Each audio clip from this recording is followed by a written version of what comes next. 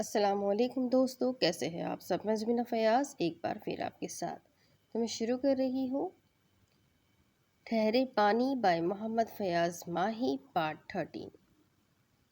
نوازش رات بھر اچھی طرح سو نہ پایا تھا۔ اس کو سجل کی طرف سے بے چینی اور بے قراری ہو رہی تھی۔ اس نے کوٹ کی جیب کو تھپتھپا کر دیکھا۔ اس میں پاسپورٹ، چیک بک اور دیگر کاغذات تھے۔ اس نے سوچا کہ سب کچھ گھر میں ہی رکھ جائے، مگر اس نے ایک خیال کے تحت وہ چیزیں کوٹ کی جیب میں ہی رہنے دی اور پٹھان کے ساتھ گلریز کے گھر کی جانب چل پڑا۔ اس نے گاڑی کافی پہلے رکوا لی اور اپنے آپ کو ابھی ظاہر نہ کرنا چاہتا تھا کیونکہ وہ سجل کی اصلیت سے واقفیت چاہتا تھا۔ اس کو اپنے دوست پر جو مان تھا وہ اس مان کو برقرار رکھنے کے لیے کسی بھی حد تک جا سکتا تھا۔ وہ پیدل ہی گلریز کے گھر پہنچا تھا۔ چوکیدار نے اسے اندر بٹھایا تو امینہ آئی اور نوازش کو دیکھ کر بہت خوش ہوئی۔ نوازش نے محسوس کیا کہ یہ حقیقی خوشی ہے۔ اس میں کوئی بناوٹ نہ تھی اور خود نوازش کو اپنی دھڑکنیں تیز ہو گئی تھی۔ امینہ نے آگے بڑھ کر اس کا ماتھا چوما تو نوازش کو اس بوسے کی تاثیر روح کی گہرائی تک محسوس ہوئی۔ آنٹی، میں سجل کے بارے میں بات کرنے آیا تھا۔ اتنی دیر میں گلریز اور رمیز بھی آ گئے۔ ان کے چہروں پر اجنبیت جھلک رہی تھی جبکہ نوازش کی نظریں اندل کو ڈھونڈ رہی تھی۔ کیوں آئے ہو یہاں؟ رمیز نے اپنے ترکش سے پہلا تیر نکالا اور کھینچ کر نوازش کی طرف چھوڑ دیا۔ وہ حیرت سے بت بنا اس کو دیکھے جا رہا تھا۔ وہ کبھی امینہ اور کبھی گلریز کی طرف دیکھ رہا تھا۔ نوازش ہمارا مہمان ہے اور مہمان سے اس طرح بات کی جاتی ہے کوئی؟ امینہ نے تلخ لہجے میں رمیز کو ڈانٹا تو وہ ہاتھ اٹھاتا ہوا بولا، امی، اس سے کہے کہ یہاں سے چلا جائے۔ لیکن کیوں؟ میں نے تمہارا کیا بگاڑا ہے اور میری سمجھ میں کچھ نہیں آ رہا کہ تم کیا کہہ رہے ہو یا کیا کہنا چاہ رہے ہو۔ گلریز آگے بڑھا اور ٹھنڈی سانس بھرتا ہوا بولا، بیٹا، تم سجل کے دوست ہو؟ ہاں، یہ کوئی پوچھنے والی بات نہیں ہے، نوازش نے جواب دیا تو رمیز ہتے سے ہی اکھڑ گیا۔ تو پھر اپنا حصہ اس سے مانگو، ہم سے کیا لینے آئے ہو؟ رمیز، نوازش غصے پر قابو پاتا ہوا بولا، اپنے آپ کو قابو میں رکھو اور میری توہین کرنے کا حق تمہیں میں نہیں دیتا۔ رمیز طنزیہ انداز میں مسکراتا ہوا آگے بڑھا اور نوازش کے سامنے آ کر کھڑا ہو گیا۔ تم نے اور سجل نے پلاننگ کر کے اس گھر میں نقب لگائی ہے۔ 10 لاکھ روپے اور گاڑی، جانتے ہو کتنی قیمتی گاڑی تھی وہ؟ پورے 15 لاکھ کی۔ 15 اور 10 25 لاکھ کا فراڈ کیا ہے تم نے اور سجل نے۔ رمیز کا لہجہ زہرآلود تھا مگر آخری الفاظ ادا کرتے وقت وہ بھی تلخ ہو گیا تھا۔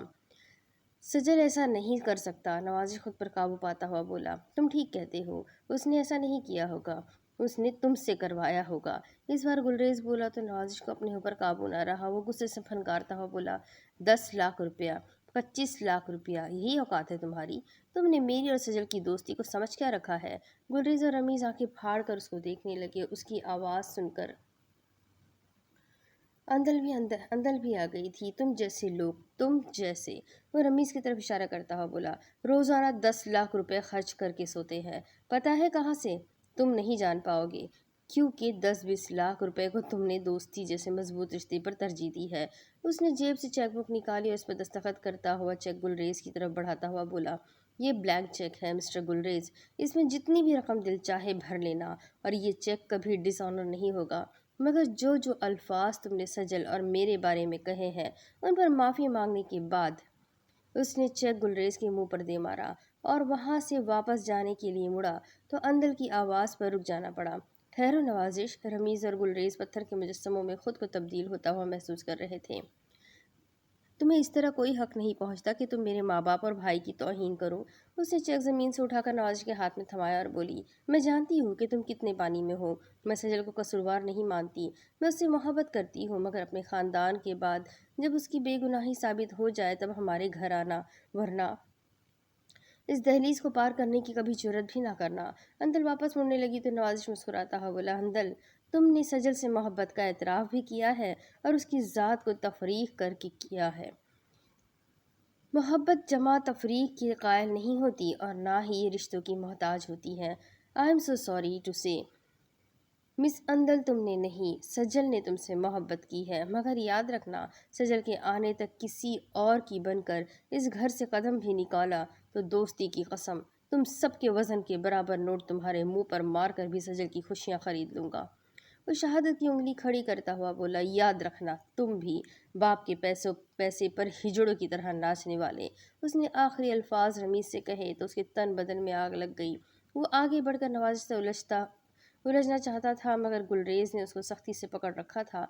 नवाजिश ने चेक जेब में डाला और वहाँ से तेज तेज कदमों के साथ बाहर निकल आया। वो काफ़ी गुस्से में लग रहा था। उसने थाने चलने का कहा तो पठान ने गाड़ी थाने की तरफ दौड़ा दी। उसकी समझ में अब सारी बात आ रही थी कि गुलरेज ने सजल और अंदल को 10 लाख रुपए शॉपिंग के लिए दिए थे। वो और अंदल शॉपिंग करने निकले तो अंदल को छोड़कर कुछ लोगों ने सजल को अगवा कर लिया था।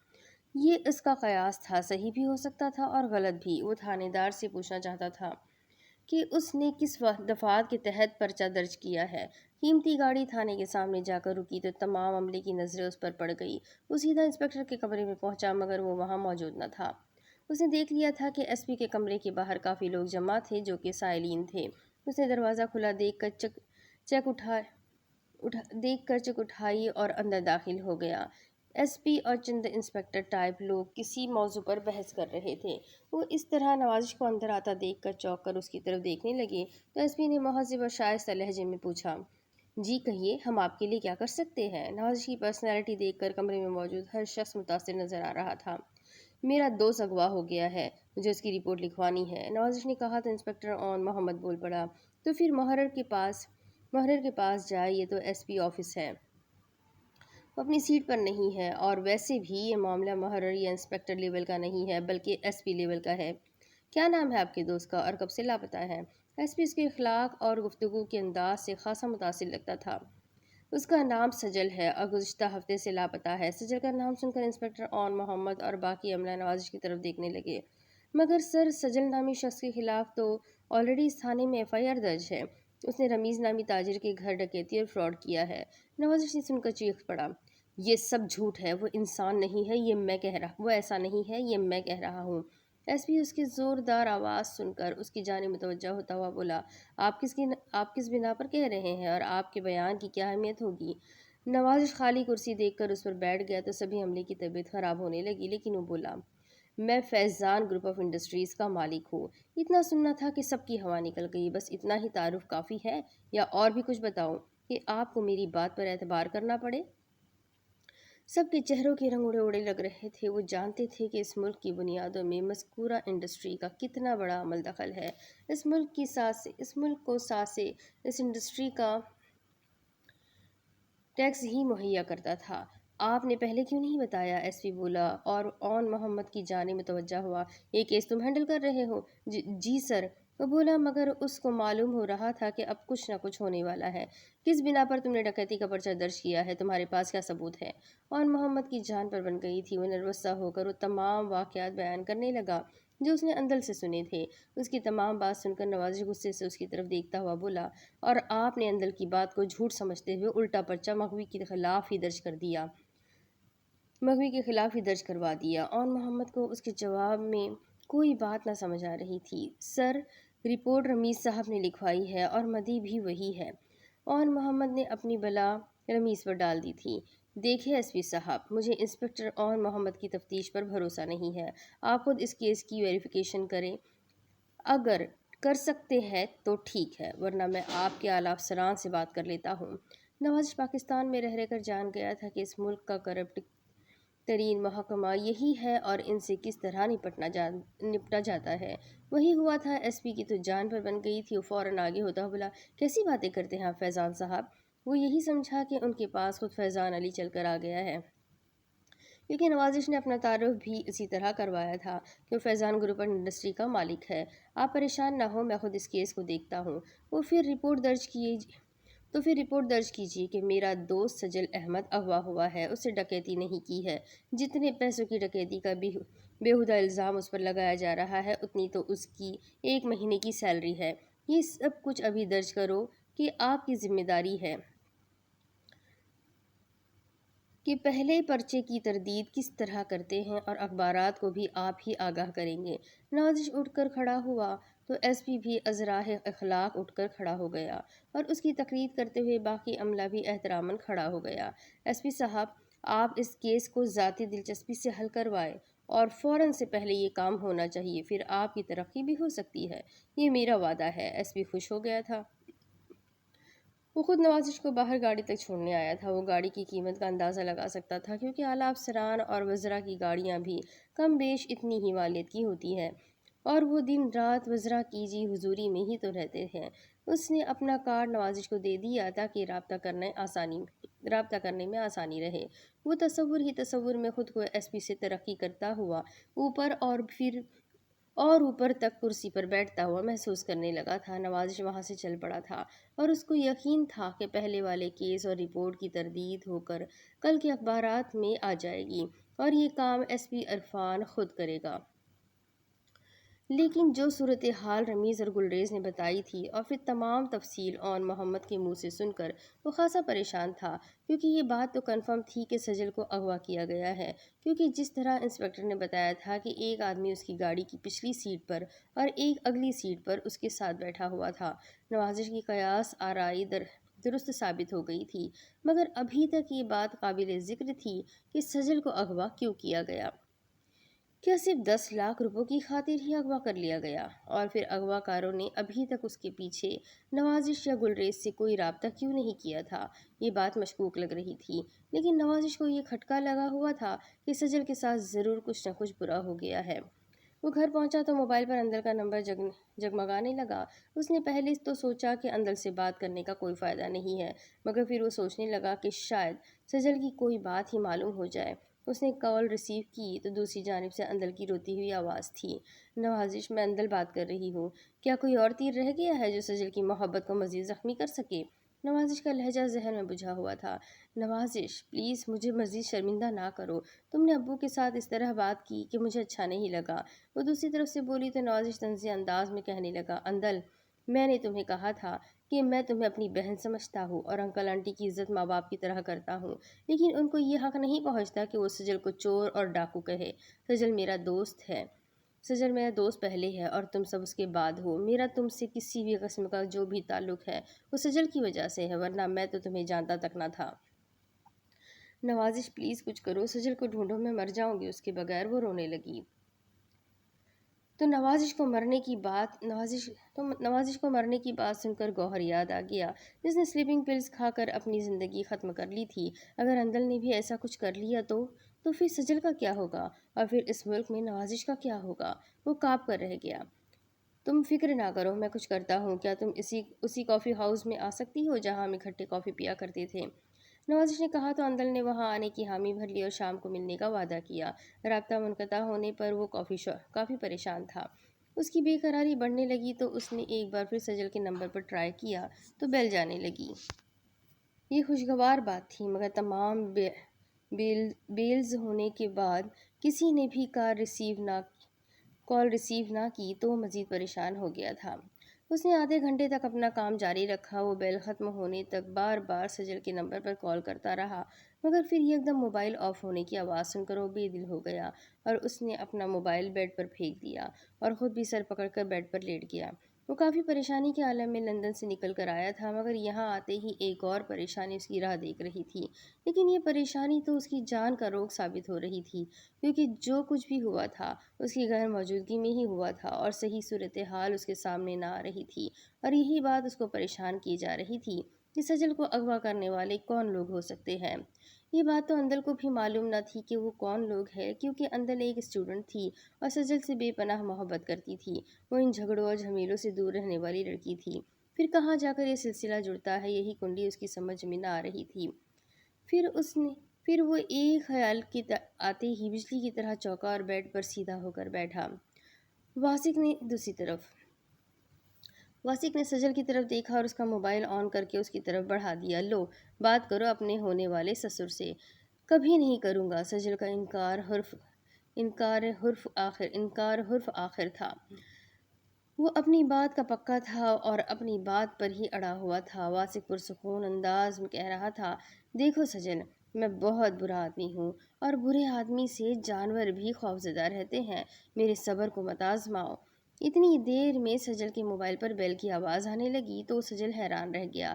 کس کا فون تھا یہ کہنا کچھ مشکل تھا، کیونکہ موبائل اس وقت واسق کے ہاتھ میں تھا۔ وہ نمبر دیکھ کر کہا لگانے والے انداز میں بولا، खुदा जब भी देता है छप्पर फाड़ के देता है नवाजिश। वो ये कहकर कह कहे लगाने लगा। इतनी देर में बेल बंद हो गई तो वो सजल से बोला, अब भी वक्त है, उसको बुलाकर हमारे हवाले कर दो, वरना तुम्हें मेरे अजाब से कोई नहीं बचा सकेगा। सजल खुद एतमादी से बोला, और तुम पर जो खुदा का अजाब नाजिल होगा उससे तुम्हें कौन बचाएगा। वो खुदा के अजाब की बात सुनकर कह कहा लगाकर हंसा और बोला, यार सजल मामू, तुम तो पढ़े लिखे हो यार। ये जो अगवाकार या गुंडा टाइप लोग होते हैं ना, उनको तुम जैसे हर रोज़ बद्दुआएं देते हैं। ज़रा देखो, हुकूमत मुखालिफ लोग हर दौर में किसी न किसी आला हुकूमती अहदेदार को बद्दुआएं देते रहते हैं। क्या किसी भी अहदेदार पर असर होता है? उनको तो खुदा का अजाब कुछ नहीं कहता। वो फिर हंसने लगा तो दोबारा नवाजिश के नंबर से कॉल आने लगी। वासिक सजल की तरफ देखते हुए बोला, तुम्हारा क्या क्या जाएगा, बस इसको हमारे हवाले कर दो और बात ख़त्म। बेल फिर बंद हो गई और वो अपना सर खुजाता हुआ बोला, चलो तुम्हें एक ऑफ़र देता हूँ, तुम इस हिजड़े को हमारे हवाले कर दो, मेरी और तुम्हारी लड़ाई ख़त्म। सजल उससे भी ज़्यादा ऊंची आवाज़ में कह कहा लगाकर उसे देखना चाहता था, मगर एक ज़ोरदार थप्पड़ ने उसको दर्द की शिद्दत से कर रहा कर आंखें बंद करने पर मजबूर कर दिया था। इस अंदाज से सिर्फ वासिक को हक है कि वो कह कहा लगाए, बस सिर्फ वासिक। वासिक, तुम तो क्या, तुम्हारी आने वाली नस्लें भी मुझसे नवाजिश का अता पता नहीं पूछ सकती। कोशिश करके देख लो। तुम्हारी खुद एतमादी तुम्हारी बेवकूफ़ी है मामू। वो वापस अपने साथियों की तरफ मुड़ा और बोला, नवाजिश का नंबर इसमें महफूज है, उसको कहीं भी बुलाकर अगवा कर लेंगे, मगर इस हरामी को हाथ पाँव बांध कर इसके पाँव पर तेज़ाब गिरा दो, ये चलने फिरने से माजूर हो जाए, फिर इसके बाद इसके हाथों को भी इसी तरह तेज़ाब से जला देना। वो अपने खौफनाक अज़ाइम से सजल को खौफज़दा कर गया था। उन गुंडों से कुछ بعید न था कि वो क्या करे, और वो कुछ भी कर सकते थे, क्योंकि सजल उनका कैदी था और बंधा हुआ था। उसको ये भी फिक्र लाहक हो रही थी कि वो लोग अगर नवाजिश को भी अगवा करके यहाँ ले आते हैं तो फिर काम बहुत ख़राब हो जाएगा, क्योंकि नवाजिश ही वाहिद था जो उसको उनकी चुंगल से रिहाई दिलाने में अहम किरदार अदा कर सकता था। और अभी तक ये बात भी कंफर्म ना थी कि वो पाकिस्तान वापस आ गया है या फिर लंदन से ही सजल को कॉल कर रहा है। इन बातों ने सजल को काफ़ी परेशान कर दिया था। वासिक ने अपने प्रोग्राम को अमली जामा पहनाने का आगाज़ कर दिया था। उसने नवाजिश को कॉल कर दी थी। कितनी ही देर बेल जाने के बाद नवाजिश ने फ़ोन रिसीव किया। उसकी आवाज़ में जो तड़प थी वो सुनकर वासिक मुस्कुराने लगा। मैं सजल नहीं हूँ नवाजिश। तो फिर कौन हो तुम? सजल कहाँ है? तुम कहाँ से बात कर रहे हो? तुम्हारे पास सजल का मोबाइल कैसे? नवाजिश ने कितने ही सवाल कर दिए तो वासिक गुस्से में बोला, मैं तुम्हारे बाप का मुलाजिम नहीं हूँ या फिर तुम्हारा गुलाम नहीं हूँ कि तुम्हारे सवालों के जवाब दूँ। सवाल मैं करूँगा और जवाब तुम दोगे। अगर नहीं दोगे तो सजल की बोटियाँ कुत्तों को डाल दूँगा। समझे कि नहीं समझे हिजड़े? नवाजिश समझ गया कि ये वही ग्रुप है जिसका उनके साथ झगड़ा हुआ था, क्योंकि उनके अलावा किसी को भी मालूम न था कि नवाजिश कौन और क्या है। ठीक है, तुम बताओ मुझे क्या करना होगा? नवाज़ हार मानता हुआ बोला तब आसिफ की आवाज़ आई, अब ठीक है, अगर तुम अपने दोस्त की ज़िंदगी बचाना चाहते हो तो फिर सरे बाज़ार तुम्हें नाचना होगा। वासिक का हुक्म सुनकर नवाजिश हैरत से बोला, नाचना? हाँ, हम जानते हैं कि तुम हिजड़े हो और तुम्हारा नाच दिखाकर हम तुम्हारा बेहतर सौदा कर सकते हैं। सौदा? मैं इंसान हूँ, कोई चीज़ या जिन्स नहीं जिसका सौदा करने के लिए उसे सरे बाज़ार लाया जाता है। नवाजिश बात को बढ़ा रहा था ताकि खुलकर पता चलाया जा सके कि बात कौन और कहाँ से कर रहा है। दोस्ती के दावेदार हो और नाचने से भी घबराते हो? नहीं नहीं, मेरा ये मतलब नहीं था। मेरा ये मतलब था कि हर हिजड़ा नाचने के लिए नहीं होता। तुम वैसे ही बोलो, क्या कीमत लोगे सजल को रिहा करने की? नवाजिश उसको आहिस्ता आहिस्ता अपने ढप पर ला रहा था। सजल के वजन के बराबर नोट लूँगा, मगर तुम्हें एक बार सरे बाजार नाचता देखना चाहता हूँ। वहाँ से कमीनगी पर उतर आया था। मेरी यारियाँ तुम जैसे हिजड़ों से हैं। नोट तो तुम दे नहीं सकते, मगर नाच कर यार को रिहाई तो दिला सकते हो।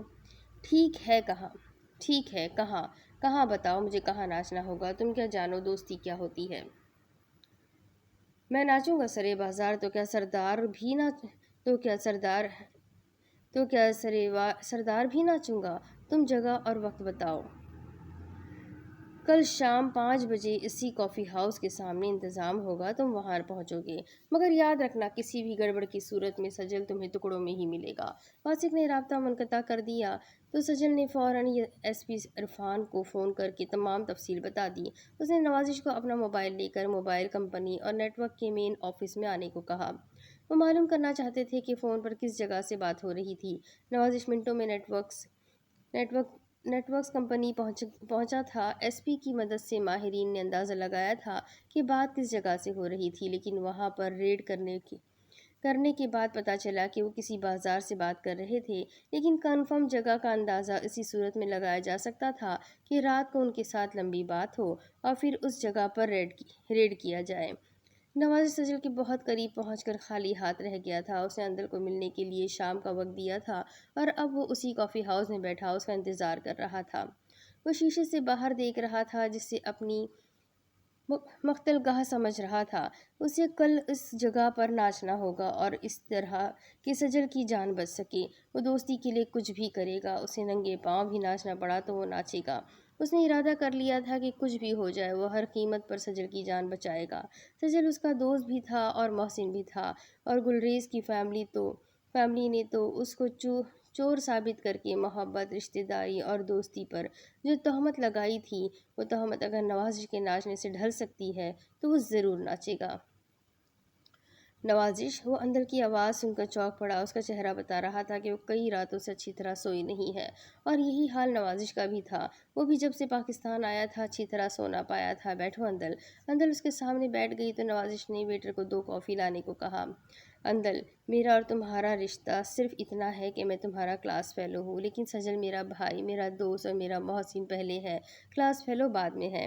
اس کی بات سن کر اندر بولی، میں جانتی ہوں کہ اس وقت تم کس کرب سے گزر رہے ہو۔ نہیں اندل، نوازش کی آنکھوں کے گوشے بھیگنے لگے، تم نہیں جانتی کہ میں کس کرب اور اذیت سے گزر کر یہاں پہنچا ہوں۔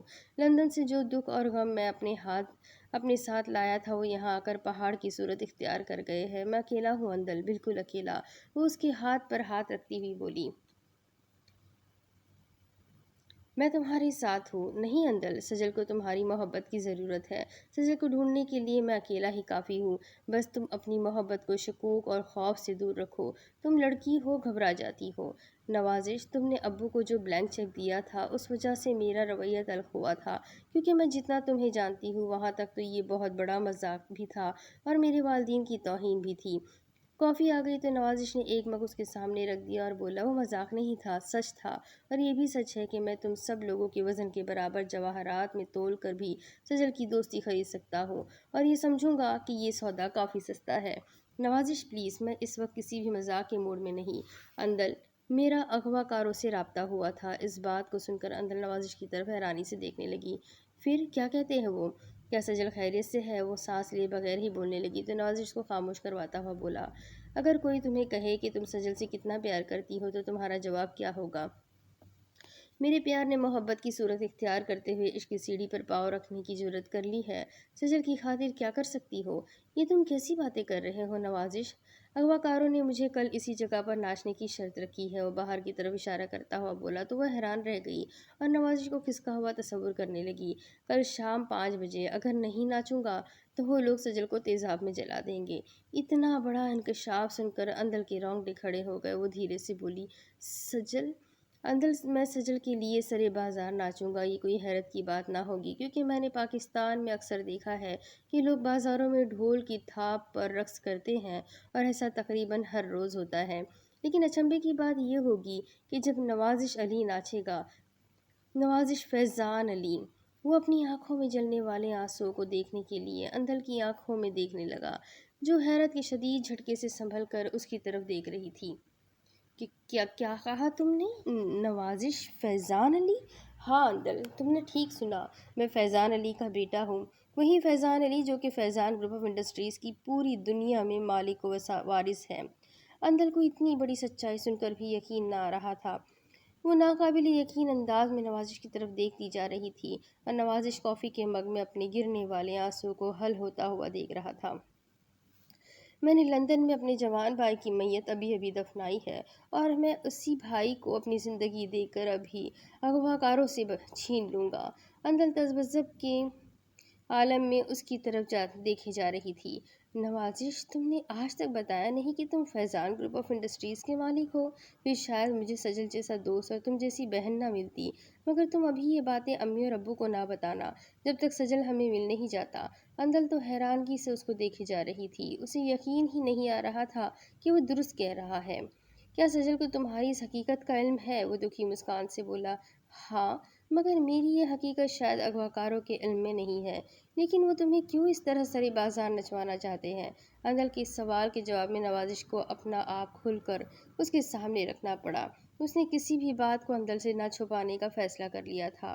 وہ کافی کے مگ کے کناروں پر انگلی پھیرتا ہوا بولا، اندل، میرے بارے میں تمہیں بہت کچھ معلوم ہو گیا ہے، مگر ایک ایسا انکشاف جو تمہیں یقیناً دہلا کر رکھ دے گا وہ بتانے لگا ہوں۔ اندل نوازش کی اندرونی کیفیت سے بے نیاز تھی، مگر جو انکشاف نوازش نے کیے تھے ان انکشافات کی روشنی میں واقعی اس کے دماغ کی چولیں ہل کر رہ گئی تھی۔ لیکن اب کون سا انکشاف تھا کہ جو اندل کو اور بھی لرزا دے گا؟ وہ نوازش کی طرف ہی متوجہ تھی۔ وہ لوگ ہم سے کئی بار جھگڑا کر چکے ہیں، وہ مجھے اپنے گروپ کے لیے مانگ رہے ہیں۔ نوازش بولنے لگا تو اندل لفظ گروپ پر چونک گئی۔ کیا گروپ؟ ہجڑوں کا گروپ؟ نوازش کا دکھی اور غمگین لہجہ بھی اندل کو کچھ نہ سمجھا سکا تھا۔ وہ حیرانی سے بولی، مگر ہجڑوں کے گروپ کا تم سے کیا تعلق؟ وہ تمہیں کیوں مانگ رہے ہیں؟ کیونکہ میں بھی ادھورا ہوں۔ اندل کرسی سے بے اختیار ہو کر اٹھ گئی۔ وہ منہ کھولے نوازش کی طرف دیکھے جا رہی تھی۔ اسے اپنی سماعتوں پر یقین ہی نہ آ رہا تھا۔ وہ یوں محسوس کر رہی تھی کہ وہ کوئی خواب دیکھ رہی ہے۔ اس کے سامنے نوازش نہیں بلکہ کسی کتاب یا کہانی کا کردار بیٹھا ہے۔ نوازش کی آنکھیں برس رہی تھی اور وہ اندل سے آنکھیں چرا رہا تھا۔ مجھے تقدیر نے ایسا اس لیے بنایا کہ شاید میں کسی کے کام آ سکوں۔ اندل، میں اپنے سجل کے لیے ناچوں گا، پاؤں میں گھنگرو بھی باندھنے پڑے تو باندھوں گا، مگر دوستی کو اخلاقیات اور دوستی کے رتبے سے کبھی بھی گرنے نہیں دوں گا۔ میں اپنی جان کی بازی لگا کر بھی دوستی کی عظمت کو بلند رکھوں گا۔ تم دیکھنا اندل، میں کس طرح دوستی کو نبھاتا ہوں۔ اس نے اٹھ کر حیران کھڑی اندل کے ہاتھ پکڑ لیے اور بولنے لگا، بس اندل، اگر اس کام میں میری جان بھی چلی جائے تو مجھے خوشی ہوگی، لیکن سجل کو یہ ضرور بتانا کہ میں اس سے بہت محبت کرتا ہوں، اس کی دوستی کی عظمت کو سلام کرتا ہوں، اس کی دوستی پر فخر کرتا ہوں۔ وہ بہت عظیم ہے اندل۔ اندل فخر سے نوازش کی طرف دیکھ رہی تھی۔ وہ سجل سے اتنی محبت کرتا تھا کہ اس کو گنتی میں شمار نہ کیا جا سکتا تھا، اس کو کسی بھی پیمانے سے ناپا نہ جا سکتا تھا۔ وہ دوستی کی خاطر اتنا کچھ کرنے کو تیار تھا۔ اور اندل کو شرمندگی ہونے لگی کہ اس نے جانے انجانے میں نوازش کو کتنا برا بھلا کہا تھا۔ وہ خود کو ملامت کرنے لگی۔ اس نے نوازش کے ہاتھوں کو گرم جوشی سے تھاما اور بولی، مجھے معاف کر دو نوازش، میں تمہیں سمجھ ہی نہ پائی تھی۔ تم تو میری سوچ اور توقع سے بھی بڑھ کر عظیم ہو یار۔ تم دوست کو اتنا چاہتے ہو کہ اس کی پوجا کرنا چاہتے ہو۔ نوازش، میری محبت تو بہت بہت نیچے ہے۔ تم بہت عظیم ہو نوازش، بہت عظیم ہو۔ اندل روتی ہوئی اس عظیم شخص کو خراج تحسین پیش کر رہی تھی۔ وہ اندل کی طرف دیکھتا ہوا بولا، اندل، میرے اس راز کو تب تک راز رکھنا جب تک سجل نہیں آ جاتا، یہ بہت ضروری ہے۔ اندل اس بات میں سر ہلاتی ہی بولی، میں وعدہ کرتی ہوں یہ راز میری طرف سے افشا نہ ہوگا۔ میں تمہیں گھر تک چھوڑ دیتا ہوں۔ نوازش نے اسے آفر کیا تو وہ ہچکچاتی ہی بولی، ایسی کوئی بات نہیں، میں چلی جاؤں گی ٹیکسی میں۔ اندل، جن لوگوں نے سجل کو اغوا کیا ہے وہ لوگ تمہیں بھی نقصان پہنچا سکتے ہیں، یہ میرا وہم نہیں بلکہ یقین ہے۔ اندل نوازش کی بات سمجھتی ہوئی راضی ہو گئی۔ وہ نوازش کے ساتھ کافی ہاؤس سے باہر نکل آئی تو اس کی نظر سڑک کی دوسری طرف کھڑے چند ایسے لوگوں پر گئی جو یونیورسٹی کے اسٹوڈنٹ تو نہ لگ رہے تھے، مگر حلیہ ویسا ہی بنایا ہوا تھا۔ اس نے نوازش سے اپنی پریشانی کا تذکرہ نہ کیا تھا۔ گاڑی مین روڈ پر آ گئی تو اندر حیرانی سے گاڑی کو دیکھ رہی تھی اور وہ اس منظر کو یاد کرنے لگی جب نوازش نے بلینک چیک گلریز کے منہ پر دے مارا تھا۔ تب وہ بھی نوازش کو کنگلا اور غریب سمجھتی تھی۔ فیضان گروپ آف انڈسٹریز کا نام اور پھر وہ اس تمام کاروبار کا اکلوتا وارث تھا۔ وہ ذہین اور سمجھدار تھا۔ وہ ہر قسم کے کاروبار کو اچھی طرح سنبھال سکتا تھا اور زندگی کے ہر امتحان میں بخوبی کامیابی و کامرانیاں حاصل کر سکتا تھا۔ نوازش نے اپنے پیچھے آنے والی موٹر سائیکل کو غور سے دیکھا اور اپنی طرف کے ساتھ اندل کی طرف کا شیشہ بھی بٹن دبا کر اوپر کر دیا۔ ابھی شیشہ مکمل طور پر اوپر ہوا ہی تھا کہ موٹر سائیکل سواروں نے اندل کی طرف آ کر پانی جیسا محلول اندر پر پھینکا۔ وہ شیشہ چڑھے ہونے کے باوجود بھی سمٹ کر رہ گئی، مگر اس محلول کی ایک بھی چھیٹ اس پر نہ پڑی تھی کیونکہ شیشہ چڑھا ہوا تھا۔ نوازش نے گاڑی تیز کر کے موٹر سائیکل سواروں کو ہلکی سی سائیڈ لگائی تو موٹر سائیکل سواروں سمیت سڑک کراس کرتی ہوئی دوسری جانب مخالف سڑک پر اڑتی ہوئی جا گری اور دونوں ہی ایک تیز رفتار ٹریلر کی زد میں آ گئے۔ اندر ان کا انجام اپنی آنکھوں سے دیکھ کر سہم گئی، مگر نوازش نے گاڑی نہ روکی اور بھگاتا ہوا اندر کے گھر کی طرف لے گیا۔ تمہیں پولیس وغیرہ نہ تنگ کرے، اندر خاصی ڈری ہوئی لگ رہی تھی۔ مگر نوازش انتہائی پرسکون انداز میں بولا، اندر اس شہر میں ایسے حادثے ہوتے ہی رہتے ہیں۔ میں نے یہ حادثہ اس لیے کروایا یا کیا کہ انہوں نے تم پر تیزاب پھینک کر تمہارا چہرہ جلانے کی کوشش کی تھی۔ اندر نے بند شیشے کی طرف دیکھا تو خوف سے زرد ہو گئی کیونکہ شیشے کی جو حالت ہو گئی تھی وہ اس کو لرزانے کے لیے کافی تھی۔ تم اب گھر سے کبھی بھی باہر نہ نکلنا، اوکے؟ نوازش کا خدشہ درست ثابت ہو گیا تھا کیونکہ کافی ہاؤس سے نکلتے وقت اس نے بھی دیکھ لیا تھا کہ سڑک کی دوسری طرف کھڑے لڑکے اندر کی طرف دیکھ کر کانا پھوسی کرنے لگے تھے۔ وہ واپس اپنے گھر کی جانب بڑھ گیا۔ وہ اس خیال سے ہی بری طرح لرز گیا تھا کہ اگر وہ چند سیکنڈ پہلے ہی شیشے اوپر نہ کرتا تو اب پرسکون انداز میں اپنے گھر میں داخل نہ ہو رہا ہوتا اور نہ معلوم کہ اندر کی کیا حالت ہو جاتی۔ بس اللہ تعالیٰ نے ہی محفوظ رکھا تھا۔ وہ اپنے کمرے میں پہنچا، موبائل کو چارجنگ پر لگایا اور سارے دن کے محرکات پر غور کرنے لگا۔ وہ جو سوچتا جاتا اس کے ذہن میں بس ایک ہی بات آ رہی تھی کہ اس میں گلریز امینہ کا کوئی ایسا رشتہ دار ملبوس ہے جو ان سے کسی قسم کا انتقام لینے کی بھونڈی کوشش کر رہا ہے، کیونکہ اندر کے گھر سے نکلنے اور واپس جانے تک ان لوگوں کی نظر میں تھی۔ پہلے تو اس نے سوچا کہ فیضان علی کو اس تمام واقعات سے آگاہ کر دے، مگر پھر وہ یہ سوچ کر خاموش ہو گیا کہ ابھی گوہر کا بھی غم تازہ ہے اور کہیں ماں پارا خوفزدہ ہو کر اس کو واپس لندن ہی نہ بلا لے۔ پھر اس کو اپنا جگری یار کیلی یاد آ گیا جو اس پر اپنی جان وارنے سے بھی گریز نہیں کرتا ہے اور ایسے کاموں کا ماہر ہے، مگر لندن اور پاکستان کے ماحول میں کام کرنے کا مطلب تھا کہ زمین آسمان کو آپس میں ملانا۔ یہاں آ کر کیلی کا کام کرنا ناممکن تھا۔ اس تمام مصیبت سے اکیلے نوازش کو ہی نپٹنا تھا۔ وہ سوچوں میں گم تھا کہ موبائل پر بیل کی آواز سن کر نمبر دیکھا تو ایس پی عرفان کا تھا۔ اس نے فوراً کال ریسیو کی تو دوسری طرف سے ایس پی عرفان کی آواز سنائی دی، کیسے ہیں جناب فیضان صاحب؟ وہ نوازش کو فیضان ہی سمجھتا تھا۔ بہتر ہوگا کہ کام کی باتیں ہو جائے، نوازش وقت ضائع کرنے کا عادی نہ تھا۔ بات دراصل یہ ہے کہ اسی موبائل سے کئی اور جگہوں پر بھی کالز کی گئی ہے۔ وہ ایک مشہور تاجر کی کوٹھی ہے جس سے یہ موبائل استعمال ہو رہا ہے۔ ہم نے اس کوٹھی کے گرد گھیرا ڈالا ہوا ہے، جیسے ہی کوئی باہر نکلے گا تو ہم اس کو گرفتار کر لیں گے۔ یہ بہت اچھی پیش رفت تھی اور اس خبر کو خوشخبری کہا جاتا تو غلط نہ تھا۔ کس جگہ پر ہے وہ کوٹھی؟ نوازش نے پوچھا تو ایس پی عرفان نے ایڈریس لکھوایا۔ وہ اپنی گاڑی میں فوراً اس جگہ پہنچنا چاہتا تھا۔ اسے راستوں کا علم نہ تھا، پھر بھی لوگوں سے راستہ پوچھتا متعلقہ جگہ پر پہنچ گیا۔ اس نے دیکھا کہ اس کی گاڑی دیکھ کر سادہ کپڑوں میں ملبوس ایس پی عرفان اس کی طرف بڑھ رہا تھا۔ نوازش نے شیشہ نیچے کرتے ہوئے اس سے سلام دعا لی اور اسے گاڑی میں بیٹھنے کو کہا۔ وہ دوسری طرف سے گھوم کر نوازش کے برابر میں بیٹھا تو نوازش بولا، کون سی کوٹھی ہے؟ ایس پی عرفان نے انگلی کے اشارے سے بتایا کہ وہ سامنے میرون رنگ کے گیٹ والی کوٹھی ہے۔ کتنی دیر سے اس کوٹھی میں نہ کوئی گیا ہے اور نہ کوئی آیا ہے؟ نوازش کے سوال پر وہ ترقی پانے کے چکر میں جواب دیتا ہوا بولا، 2 گھنٹے ہو گئے ہیں۔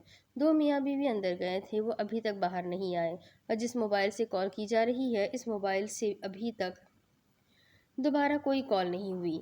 نوازش کی ساری محنت ہی بیکار جاتی نظر آنے لگی کیونکہ 2-3 گھنٹوں سے کال نہ ہونا یہ ظاہر کرتا تھا کہ مجرم یا ملزم کو پولیس کی موجودگی کا احساس ہو گیا ہے یا پھر وہ دوسرے راستے سے نکل گیا ہوگا۔ ایس پی صاحب، مجھے نہیں لگتا کہ آپ کو یہاں سے کچھ ملے گا۔ ایس پی عرفان اس کی طرف حیرانگی سے دیکھنے لگا۔ واپس چلتے ہیں۔ ابھی ایس پی عرفان بزن ہو کر گاڑی سے اترنا ہی چاہتا تھا کہ کوٹھی کا گیٹ کھلا اور گلریز اور امینہ باہر نکلتے دکھائی دیے۔ نوازش کو شدید حیرانی کا زوردار جھٹکا لگا جس کو عرفان ایس پی نے بھی محسوس کیا تھا۔ یہی میاں بیوی تھے فیضان صاحب جو 2 گھنٹے قبل اس کوٹھی کے اندر گئے تھے؟ اپنے آدمیوں سے کہو کہ ان کو چھیڑے بغیر ہی خاموشی سے جانے دیں۔ ایس پی عرفان کی سمجھ میں نوازش کی بات نہ آ رہی تھی، مگر نوازش کی معاشی اور مالی حالت اس کو اپنی ترقی کے خواب بھی دکھا رہی تھی۔ اس نے فوراً موبائل پر اپنے ماتحتوں کو گلریز اور امینہ کے متعلق ہدایت دے دی۔ گلریز اور امینہ نے ایک ٹیکسی رکوائی اور اس میں سوار ہو گئے تو ایس پی عرفان کو نوازش نے جیب سے چند ہزار روپے نکال کر دی اور بولا، کل ملاقات ہوگی ایس پی صاحب۔ ایس پی عرفان نے نوٹ اپنی قمیض کی جیب میں ڈالے اور نوازش کو سلام کرتا ہوا اتر گیا۔ نوازش نے اسی وقت اندل کو فون ملایا۔ دوسری طرف سے اندل نے تیسری بیل پر ہی فون ریسیو کر لی۔ اندل، ذرا دھیان سے سنو۔ پھر نوازش نے اس کوٹھی اور کالونی کے بارے میں بتایا تو اندل حیران رہ گئی، کیونکہ وہ ایک بار سجل کے ساتھ، امینہ اور گلریز کے ساتھ بھی اس کوٹھی میں جا چکی تھی، کیونکہ وہ کوٹھی ہنا عروج کی تھی۔ اندل نے نوازش کو بتایا کہ اس کوٹھی میں رمیز کی منگنی ہوئی ہے اور اس گھر میں لقمان بھائی کے علاوہ کوئی مرد نہیں ہے اور وہ ریلوے میں اعلیٰ آفیسر ہے۔ تو کیا لقمان بھائی نے سجل کو اغوا کیا ہے؟ کیوں؟ سجل تو ان کا رشتے میں سالہ لگتا ہے۔ اندل کی زبان سن کر نوازش نے نفی میں سر ہلا دیا اور بولا، اندل، یہ بھی تو ہو سکتا ہے کہ اس لڑکی میرا مطلب ہے کہ رمیز کی منگیتر کا کسی لڑکے کے ساتھ افیئر چل رہا ہو اور اس لڑکے نے ہی سجل کو اغوا کروا لیا ہو۔ مگر نوازش، اس لڑکی نے، میرا مطلب ہے کہ ہنا عروج نے، جو کہ سجل کی سگی بھانجی ہے، اس نے خود کہہ کر رمیز سے منگنی کروانے کا کہا ہے۔ اس کا کوئی کزن یا پھر کوئی لور؟ نوازش نے کہا تو اندل چونک کر بولی، ہاں، اس کا فرسٹ کزن واسق اس سے شادی کرنا چاہتا تھا، لیکن لقمان بھائی نے عین موقع پر ان کو جواب دے کر ہنا عروج کا ہاتھ رمیز کے ہاتھ میں دینے کا فیصلہ کر لیا تھا۔ نوازش کا ذہن الجھا ہوا تھا۔ وہ اپنے سر کے بال نوچتا ہوا بولا، پلیز اندل، مجھے اس منگنی کی تمام تفاصیل بتاؤ۔ اس نے ہینڈ فری کانوں سے لگائی اور گاڑی چلاتا ہوا گھر کی جانب بڑھنے لگا، جبکہ اندل اس کو منگنی نما تقریب کی تمام تفاصیل بتا رہی تھی۔ جیسے ہی نوازش کی گاڑی کوٹھی میں داخل ہوئی تو نوازش جوش سے بولا، اندل، ہو نہ ہو یہ کام واسق کا ہی ہے۔ کیا تم نے اسے دیکھا ہے؟ نہیں، مگر اس کی تصویریں ہنا عروج سے مل سکتی ہیں۔ اندل کا جواب سن کر نوازش بولا، ٹھیک ہے اندل، تم کمپیوٹر کے ذریعے ہنا عروج سے اس کی فوٹوز منگوا کر میرے ای میل ایڈریس پر میل کر دو۔ میں دیکھتا ہوں کہ واسق کس کیٹیگری کا بندہ ہے۔ نوازش نے موبائل پر میسج لکھ کر اندل کو اپنا ای میل ایڈریس سینڈ کیا اور لیپ ٹاپ آن کر کے بیٹھ گیا۔ اس نے موبائل چارجنگ پر لگایا اور دنیا بھر سے آنے والی میلز کو چیک کرنے لگا۔ ایک میل فیضان علی نے بھی اس کو بھیجی تھی، اس کی خیریت دریافت کی تھی۔ اس نے فیضان علی کو جوابی میل کے ذریعے اپنی خیریت سے آگاہ کیا۔ پھر پہلی بار اس کی میلز میں سبرینا کی بھی میل شامل تھی، جس نے اس سے روتے ہوئے بار بار معافی مانگی تھی۔ اسے اپنی غلطیوں کا احساس ہو گیا تھا۔ وہ وکرم کے ساتھ گزرا ہوا وقت اپنی زندگی کا فضول ترین وقت سمجھ رہی تھی۔ نوازش کی آنکھوں کے گوشے بھیگ گئے۔ اس نے سبرینا کو پیار بھرے الفاظ میں جوابی میل کی تھی، جس میں اس نے لکھا تھا کہ مجھے تم سے کوئی شکوہ گلہ نہیں ہے، تم تو میری بہن ہو اور میں تمہارا بڑا بھائی ہوں۔ میں نے دل کی گہرائیوں سے تمہیں معاف کر دیا ہے۔ میری طرف سے کوئی بھی غلط خیال دل میں لانے کی ضرورت نہیں ہے۔ اس نے سبرینا کو مطمئن کر کے وہی میل فیضان علی کو بھی کر دی تھی، تاکہ وہ ماہوارہ کو بتا سکے کہ سبرین اور نوازش کے درمیان اب کوئی تنازع نہیں ہے اور ماہوارہ ان کی طرف سے فکر کرنا چھوڑ دے۔ کیلی نے بھی اس کو بہت سی میلز بھیجی تھی، جس میں پرانے زمانے کو یاد کر کے اس کی یاد تازہ کرنے کی درخواست کی گئی تھی۔ کیلی نے نوازش کو چھیڑنے کے لیے پیپلز اسٹریٹ کا حوالہ بھی دیا تھا۔ اس کی تحریر میں پریٹی اور اس کے بیٹے راہل کا بھی تذکرہ تھا۔ کیلی نے اپنی اور نوازش کی ایک بہترین فوٹو بھی سینڈ کی تھی، جو کہ جم میں کھینچی گئی تھی۔ نوازش نے کیلی کو گلے لگایا ہوا تھا۔ نوازش انتظار کرنے لگا۔ ہنا کی بھیجی ہوئی فوٹوز آ گئی تھیں، مگر اپلوڈ ہونے میں ٹائم لگ رہا تھا۔ ایک ہی فوٹو پوری طرح اسکرین پر روشن ہوئی تو نوازش تڑپ کر بیڈ سے اچھلا، جیسے کہ اسے کسی بچھو نے کاٹ لیا ہو، کیونکہ وہ واسق کو پہچان گیا تھا۔ یہ وہی تھا جس نے لڑائی کے دوران نوازش کو لوہے کے سنگل مار مار کر زخمی اور ادھموا کر دیا تھا۔ اندل، یہ کون ہے؟ کیا تمہیں واقعی یقین ہے کہ تم نے واسق کی ہی فوٹو بھیجی ہے؟ نوازش کو یقین نہ آ رہا تھا کہ وہ سجل کے اتنا قریب پہنچ جائے گا۔ اس نے فوراً اندل کو فون کیا تو دوسری طرف سے اندل کا جواب ہاں میں سن کر اس نے اندل کو تمام کہانی بتانا شروع کر دی کہ ان لوگوں کی وجہ سے وہ ہسپتال گیا تھا اور ان لوگوں نے ہی سجل کو اغوا کر کے نامعلوم جگہ پر رکھا ہوا ہے۔ کیا میں ابو اور رمیز سے بات کروں؟ اندل کا لہجہ بھی پرجوش ہو گیا تھا، مگر نوازش نے اس کو منع کرنے والے انداز میں کہا، ہو سکتا ہے کہ رمیز اور انکل کی جلد بازی کوئی نہ کوئی کام غلط کروا دے اور یہ لوگ سجل کو کوئی نقصان پہنچا دیں۔ اندل کی سمجھ میں بات آ رہی تھی۔ وہ پھر مایوسی سے بولی، تو اب کیا کرنا ہے؟ مجھے تو ڈر لگ رہا ہے کہیں سجل کو ان لوگوں نے کوئی نقصان نہ پہنچا دیا ہو۔ اللہ بہتر کرے گا، تم فکر نہ کرو اندل، میں ایس پی سے بات کرتا ہوں۔ اس نے رابطہ منقطع کر کے ایس پی عرفان کا نمبر ملایا تو اس کی شوخ آواز ابھری، جی فیضان صاحب حکم کرے جی۔ یہ سب ان نوٹوں کا کمال تھا جنہوں نے ایس پی عرفان کی جیب گرم کر رکھی تھی۔ سجل کو کس نے اغوا کیا ہے یہ تو پتہ چل گیا ہے، مگر کس جگہ رکھا گیا ہے یہ پتہ نہیں چل سکا۔ پھر اس نے تمام تفصیل ایس پی عرفان کو بتانا شروع کر دی۔ اس کی سمجھ میں پلاننگ آ رہی تھی۔ وہ دونوں ایک جامع پلان کے تحت باقاعدہ ثبوتوں کے ساتھ واسق کو گرفتار کرنا چاہتے تھے۔ تو پھر ٹھیک ہے فیضان صاحب، جیسا آپ کہتے ہیں ویسا ہی ہوگا۔ رابطہ منقطع ہوا تو نوازش کو کچھ سکون میسر ہوا، ورنہ وہ 2 دنوں سے بھاگ دوڑ میں ہی لگا ہوا تھا۔ اب اس کا ذہن کچھ فریش ہو رہا تھا۔ اس نے ایک کپ چائے منگوا کر پی اور پرسکون نیند سو گیا۔ اس کو موبائل کی گھنٹی نے جاگنے پر مجبور کر دیا۔ اس نے کلاک پر ٹائم دیکھا تو رات کے 3 بج رہے تھے، اور پھر موبائل دیکھا تو سجل کا نمبر تھا۔ یقیناً واسق بات کر رہا ہوگا۔ اس نے کال ریسیو کی تو دوسری طرف سے حسب توقع واسق ہی تھا۔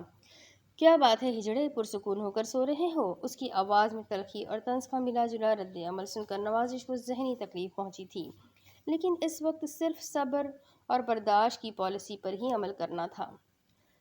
کہو کیا کہنا چاہتے ہو؟ دوسری طرف سے واسق کا کہا بلند ہوا۔ میرے آدمیوں نے اب تک سجل کے پاؤں کو تیزاب سے جلا دیا ہوگا۔ یہ بجلی کے جھٹکے سے بھی بڑا جھٹکا تھا جو نوازش کو لگا تھا۔ تم ایسا نہیں کر سکتے، تم ایسا نہیں کر سکتے۔ وہ اس کا نام لیتے لیتے رہ گیا تھا۔ اگر نام اس کے منہ سے نکل جاتا تو یقیناً کام خراب ہو سکتا تھا۔ کیوں نہیں کر سکتا ہجڑے؟ مجھے کون روک سکتا ہے؟ دیکھو، میں نے تم سے وعدہ کیا ہے کہ کل میں ناچوں گا، پھر تم نے سجل کو نقصان کیوں پہنچایا؟ میرے 2 آدمی تمہاری وجہ سے آج اپنی جانوں سے ہاتھ دھو بیٹھے ہیں۔ مجھے تو اب پتہ چلا ہے کہ تم کوئی عام ہجڑے نہیں ہو، تم تو اربوں کے آسامی ہو باس۔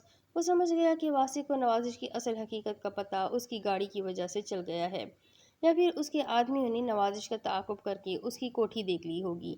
دیکھو بھائی، تمہارا نام جو بھی ہے، میں تمہیں منہ مانگی قیمت دینے کو تیار ہوں، مگر تم سجل کو کوئی بھی نقصان نہ پہنچاؤ، وعدہ کرو۔ واسق کا جاندار کہا بلند ہوا۔ میں کیوں وعدہ کروں؟ مجبور تم ہو اور وعدہ میں کروں؟ میں تو اب اس کے سسر سے کچھ نہیں لوں گا، بس تم سے ہی لوں گا، بس تھوڑے تھوڑے کر کے لیتا رہوں گا۔ تب تک سجل ہمارا مہمان رہے گا۔ اس کی لمبی چوڑی پلاننگ سن کر نوازش کے ہوش اڑ گئے تھے۔ تم جیسا کہو گے میں ویسا ہی کرنے کو تیار ہوں، بس تم سجل کو چھوڑ دو پلیز۔ ناچو گے؟ ہاں ہاں میں ناچوں گا، وہ فوراً بولا۔ روپیہ بھی دو گے؟ ہاں جتنا تم کہو گے، اس سے بھی زیادہ پیسہ دوں گا، لیکن پلیز سجل۔ ٹھیک ہے ناچو، تمہاری آزمائش ہے۔ اگر تم نے اپنا وعدہ نبھایا تو پھر دوسری آپشن پر غور ہوگا۔ کل کافی ہاؤس کے باہر ملاقات ہوگی، بائے بائے۔ نوازش اس سے مزید بات کرنا چاہتا تھا لیکن وہ مجبور تھا۔ اسے رونا آنے لگا کہ سجل کے پاؤں تیزاب سے جلا دیے گئے تھے۔ وہ اپنے سر کے بال نوچنے لگا کہ وہ کتنا بے بس تھا، مجبور ہو گیا تھا، اپنے محسن کی جان نہیں بچا سکتا تھا۔ موبائل پر پھر بیل سن کر وہ چونکا تو ایس پی عرفان کا فون تھا۔ وہ حیران تھا کہ اس وقت بھی یہ ایس پی جاگ رہا ہے۔ یس ایس پی عرفان۔ نوازش نے کال ریسیو کی تو دوسری طرف سے ایس پی کی آواز ابھرنے لگی۔ فیضان صاحب، موبائل کمپنی کی طرف سے فون تھا۔ انہوں نے وہ جگہ ٹریس کی تھی جس سے ابھی ابھی آپ کو طویل کال کی گئی ہے۔ میں نے اس کوٹھی کا نمبر اور حدود اربہ لکھ لیا ہے۔ مجھے تو لگتا ہے کہ سجل کو اسی کوٹھی میں قیدی بنا کر رکھا گیا ہے۔ یہ بات حوصلہ افزا تھی۔ ایس پی صاحب پہلے یہ معلوم کرے کہ اس میں کوئی فیملی تو نہیں رہ رہی۔ اگر کوئی فیملی رہ رہی ہے تو پھر یہ کنفرم ہے کہ وہ گھر واسق کا ہے، کیونکہ رات کے پچھلے پہر وہ آوارہ گردی سے فارغ ہو کر اپنے گھر پہنچا ہوگا۔ اگر وہاں کوئی فیملی نہیں رہ رہی اور کوٹھی خالی ہے تو سجل کو وہاں قید رکھنے کے چانسز ہو سکتے ہیں۔ ظاہر ہے واسق جیسا کایا آدمی سجل کو اپنے ماں باپ یا بہن بھائیوں کے سامنے تو اغوا کر کے اس پر تشدد نہیں کر سکتا۔ میں ابھی پتہ کرواتا ہوں جناب۔ ایس پی صاحب، ایس پی عرفان کی سمجھ میں بات آ گئی تھی۔ رابطہ منقطع ہونے پر نوازش گہری سوچ میں پڑ گیا۔ وہ اندر سے اس بارے میں پوچھ سکتا تھا کہ واسق کے ساتھ اس کے گھر میں کون کون رہتا ہے، مگر گھڑی 3:30 بجا رہی تھی۔ اندر سوئی ہوگی، شاید نہ سوئی ہو کیونکہ معاملہ سجل کا تھا۔ نوازش نے اندر کا نمبر پریس کیا تو دوسری بیل پر ہی اندر نے کال ریسیو کی۔ ہاں نوازش، سجل کا کچھ پتہ چلا؟ اس کی آواز میں جو تڑپ اور کرب تھا نوازش نے محسوس کر لیا تھا۔ ہاں اندل، میں سجل کے قریب تر ہوتا جا رہا ہوں۔ تم ذرا یہ بتاؤ کہ واسق جس گھر میں رہتا ہے اس کے ساتھ اس کی فیملی بھی رہتی ہے؟ دوسری طرف سے اندل کی آواز ابھری۔ مجھے کنفرم نہیں ہے لیکن یہ بات ہنا عروج بتا سکتی ہے کیونکہ واسق اس کا فرسٹ کزن ہے۔ میں تمہیں اس کا نمبر دیتی ہوں۔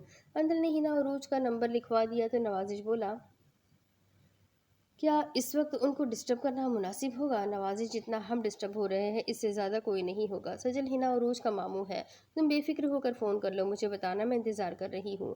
انتل نے خود ہی رابطہ منقطع کر دیا تاکہ نوازش جلد از جلد ہنا سے بات کر سکے۔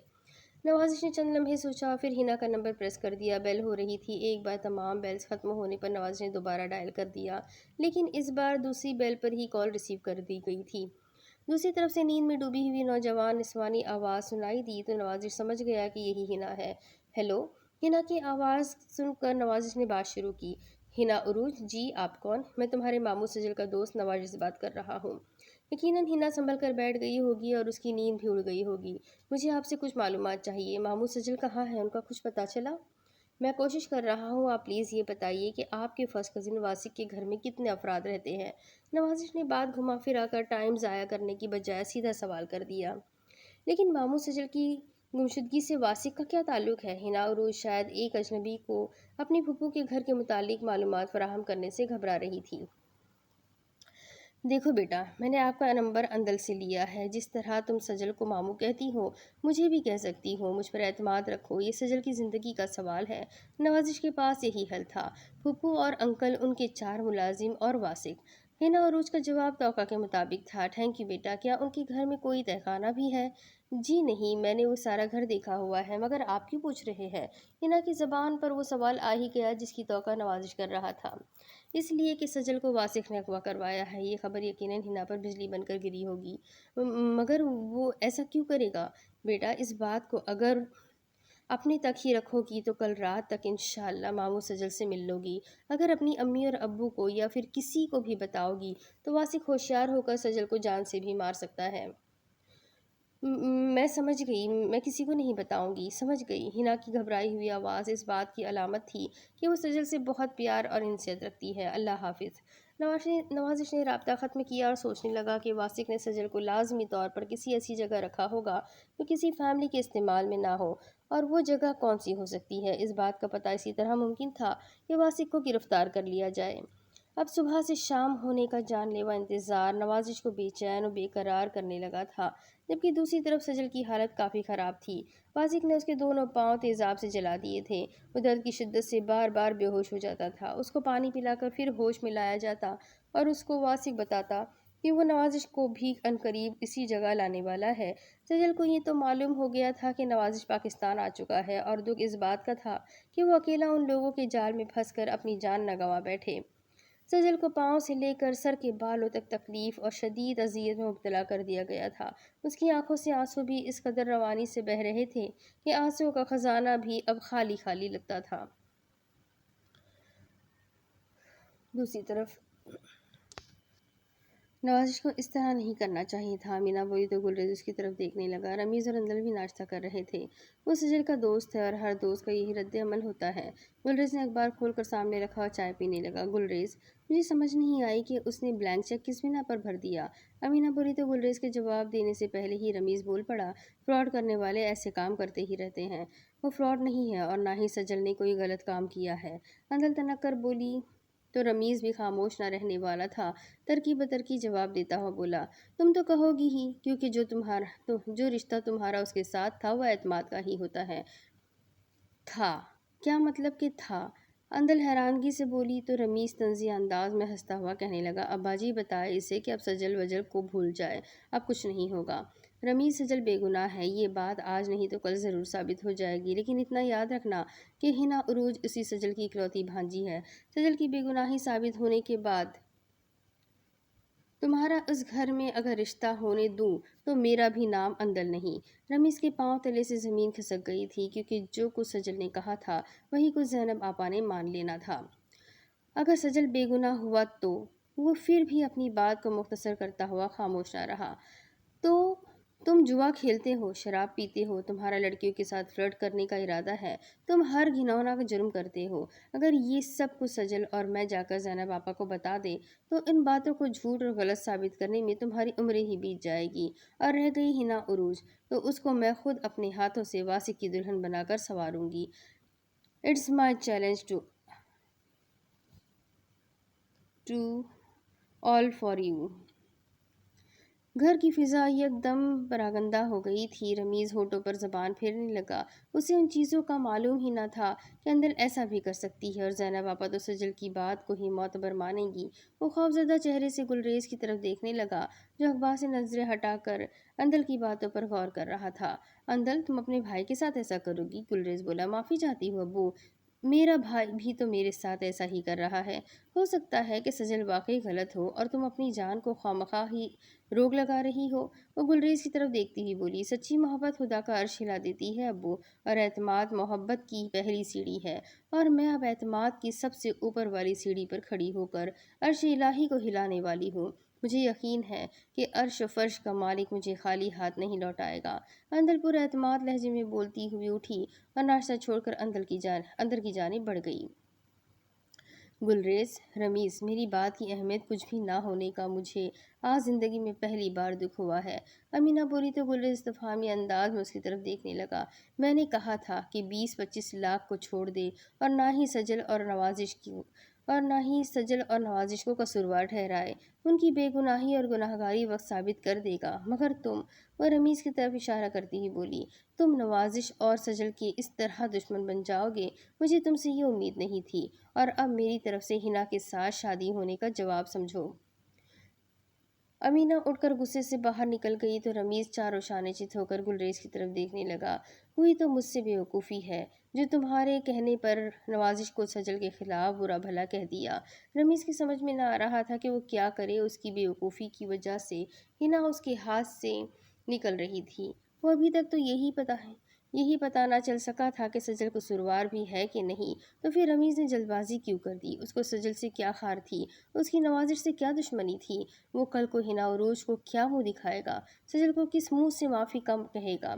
वो घर भर की मुखालिफत पर अपने ज़मीर का कैदी बनकर सजल के बारे में सोचने पर मजबूर हो गया था। सजल के बारे में सारा फतूर उसके जहन में उसके दोस्त इंस्पेक्टर ऑन मोहम्मद ने डाला था। वो वज़नी मछली के जाल में आने पर खुश था, मगर रमीज़ ने अक्लमंदी का सबूत ना देते हुए उसकी फेंकी जाने वाली कुंडी निगलने की कोशिश की थी, जो कि उसकी बहुत बड़ी गलती थी।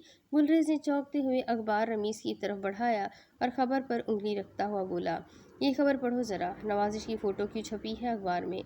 रमीज़ जानता था कि गुलरेज पढ़ा लिखा नहीं है, मगर अखबार हर रोज़ घर में बाकायदगी से आता था। वो उसी तरह किसी न किसी ख़ास तस्वीर के साथ जुड़ी हुई खबरें अंदलिया रमीज़ से पढ़वा लेता था। रमीज़ भी हैरान था। वो खबर पढ़ने लगा। फैज़ान ग्रुप ऑफ इंडस्ट्रीज़ के एरिया मैनेजर सजल हमीदुद्दीन को भारी रकम और कीमती गाड़ी समेत अगवा कर लिया गया। गुज़िश्ता रोज़ उनके बारे में छपने वाली खबर, जो कि रमीज़ नामी ताजिर ने अपने घर में डकैती होने की बिना पर लिखवाई थी, वो बेबुनियाद और सरासर झूठ पर मबनी निकली है। फैज़ान ग्रुप ऑफ इंडस्ट्रीज़ के मालिक फैज़ान अली ने अपनी फर्म के मैनेजर की जल्द बाजियाबी के लिए पुलिस की दौड़ें लगवा दी है।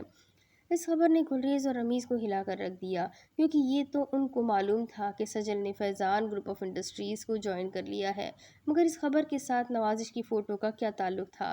क्या नवाजिश भी उसी फर्म में मुलाजिम है? दोनों बाप बेटा हकीकत से बेखबर अपने अपने कयाफे लगा रहे थे। रमीज़, उसका नाम तो नवाजिश है, फिर फैज़ान अली की तस्वीर क्यों नहीं लगी? और नाम फैज़ान अली का लिखा हुआ है, क्या फैज़ान अली पाकिस्तान में है? आखिरी फिक्रा अदा करते हुए गुलरेज खुद ही बड़बड़ाया था। बाज़ औक़ात इदारे गलती से भी फ़ोटो शाये कर देते हैं। रमीज़ ने गुलरेज की बड़बड़ाहट गालिबन सुन ली थी। हाँ, बाज़ औक़ात ऐसा हो जाता है। गुलरेज उलझा उलझा वापस अंदर की तरफ बढ़ गया। तो रमीज शर्मिंदगी से उस खबर को फिर पढ़ने लगा। उसे ऑन मोहम्मद पर रह रहकर गुस्सा आ रहा था, जिसने उसको सजल के खिलाफ वर्गलाया था। अब आगे। नवाज़ी ढोल की थाप पर पाँव में घुंघरू बांध कर सरे बाजार नाच रहा था। वो बेहतरीन पैंट शर्ट में मलबूस था। लोग उसको हैरत से देख रहे थे। वो तमाशा बना था तो सिर्फ दोस्ती की अजमत को बुलंद रखने के लिए।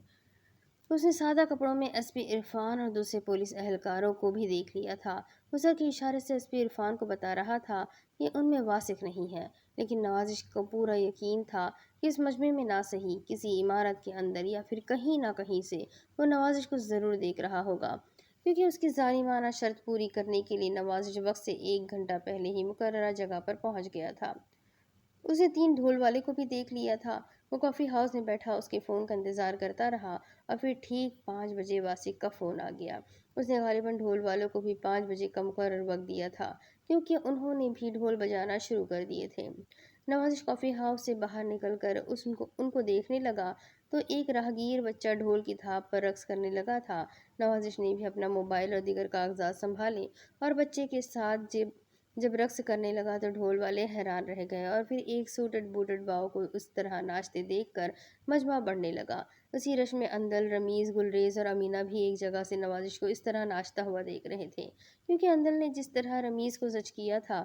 रमीज़ ने तमाम तफसील सुनने की ज़िद की तो अंदल ने ये बात छुपाकर नवाज़िश फैज़ान का बेटा है, बाकी तमाम बातें बता दी और सबूत के तौर पर उनको इस जगह लेकर भी आ गई कि वो खुद अपनी आंखों से सजल की मोहब्बत को देखे कि नवाज़िश कितनी गहराई से दोस्ती पर कुर्बान होने का जज्बा रखता है। वो सजल की खातिर अगवाकार के कहने पर उसकी शर्त पूरी कर रहा है। गुलरेज़ की आंखों में आंसू आ गए थे और ऐसी ही कंडीशन अमीना और अंदल की भी थी। वो चारों रश से गुजर कर कॉफ़ी हाउस के अंदर आ गए और अंदर से वाज़ेह तौर पर नवाज़िश नज़र आ रहा था, जो अब नाच नाच कर गिरने वाला था। उसके पाँव से खून रसने लगा था। इतनी देर में वासिक ने रमीज़ को देखा और उनके पास आ गया। अंदर की धड़कनें तेज़ हो गई थी। हेलो रमीज़। रमीज़ इसको हैरत से देखने लगा, क्योंकि उसको तो रमीज़ के साथ इस तरह पेश नहीं आना चाहिए, क्योंकि वो हिना उरूज के मामले पर एक दूसरे के रकीब थे। हेलो। अमीना और गुलरेज़ हैरत से उसकी तरफ देख रहे थे। मैं अपना तारुफ खुद ही करवा देता हूँ। वो उन सबको हैरत में मुब्तला देखकर मुस्कुराता हुआ बोला, मेरा नाम वासिक है और आपके होने वाले समधी लुकमान साहब मेरे मामू हैं। गुलरेज़ ने पहली बार वासिक को देखा था। वो शक्ल से ही लोफर तबीयत का मालिक लगता था। बैठो बेटा। गुलरेज़ ने इखलाकन उसको बैठने का कहा तो वो अंदल के साथ वाली कुर्सी पर बैठ गया, जिसका अंदल ने बुरा मुंह बनाते हुए इजहार किया था। वो बाहर की तरफ देखता हुआ बोला, मेरी समझ में नहीं आता कि ये अमीर लोग कब जश्न मनाने लग जाएं और कब सोग। अंदल को नवाजिश की बातों से शक था कि वासिक ही असल अगवाकार है, मगर अभी तक कोई सबूत भी ना मिला था और ना ही सजल का कुछ पता था।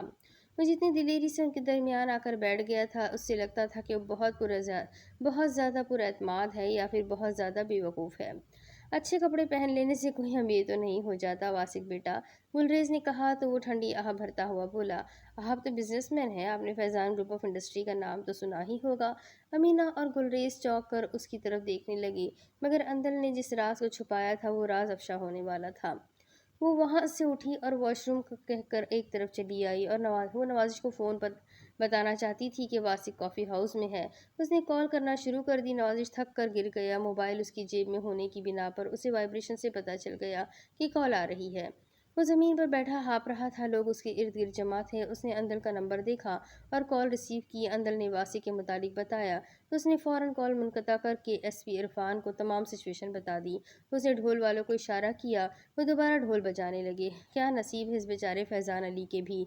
मुझे तो इंतहाई दुख होता है जब ये सोचता हूँ कि इतनी दौलत और इतनी जायदाद किसकी, बेचारे का ये बेटा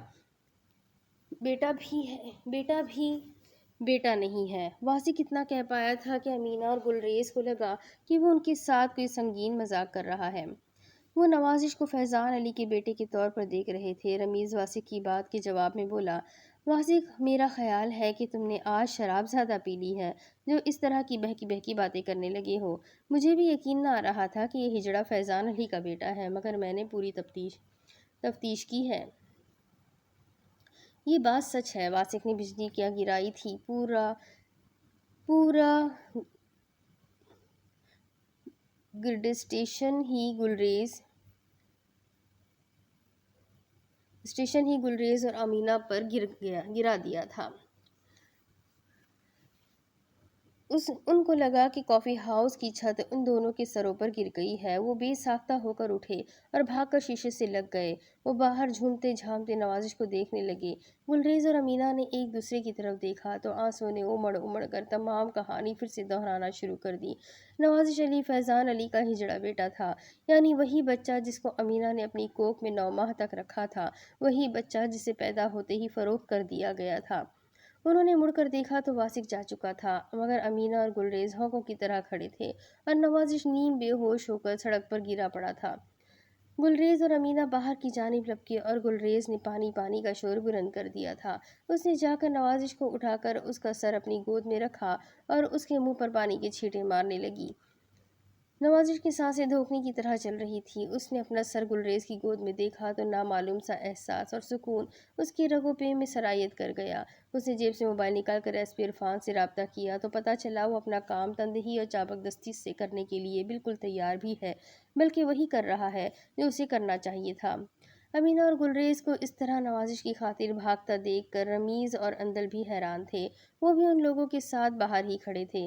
گلریز نوازش کو سہارا دے کر اندر لایا تو کافی ہاؤس کی مالک نے اس کے آگے کرسی رکھ دی۔ نوازش اپنی سانسیں درست کرتا ہوا گلریز سے مخاطب ہوا۔ شکریہ انکل۔ گلریز کی آنکھوں سے موٹے موٹے آنسو نکل کر نوازش اور اندل کو حیران کر گئے۔ امینہ نوازش کی طرف دیکھے جا رہی تھی۔ بیٹا، کوئی چوٹ تو نہیں لگی؟ امینہ کا لرزتا کانپتا لہجہ نوازش کو مزید تڑپا گیا۔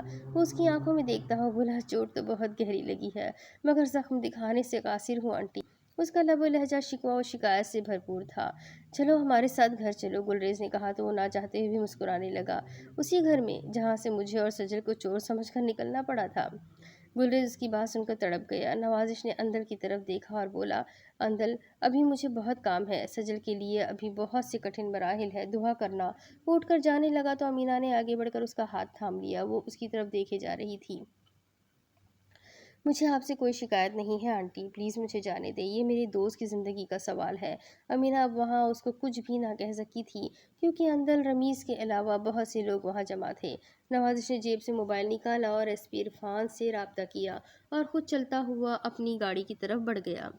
فیضان صاحب، وہ لڑکا تو ایک ورک شاپ میں چلا گیا ہے جو کہ عرصے دراز سے بند ہے۔ اس کو سمجھ نہ آ رہی تھی کہ کیا کرے، مگر نوازش سمجھ گیا کہ عرصے دراز سے بند ورک شاپ میں لازماً کچھ نہ کچھ ہوگا۔ وہ ایس پی عرفان سے بولا، تمہارا انعام تمہیں تمہاری توقع سے بھی زیادہ مل جائے گا۔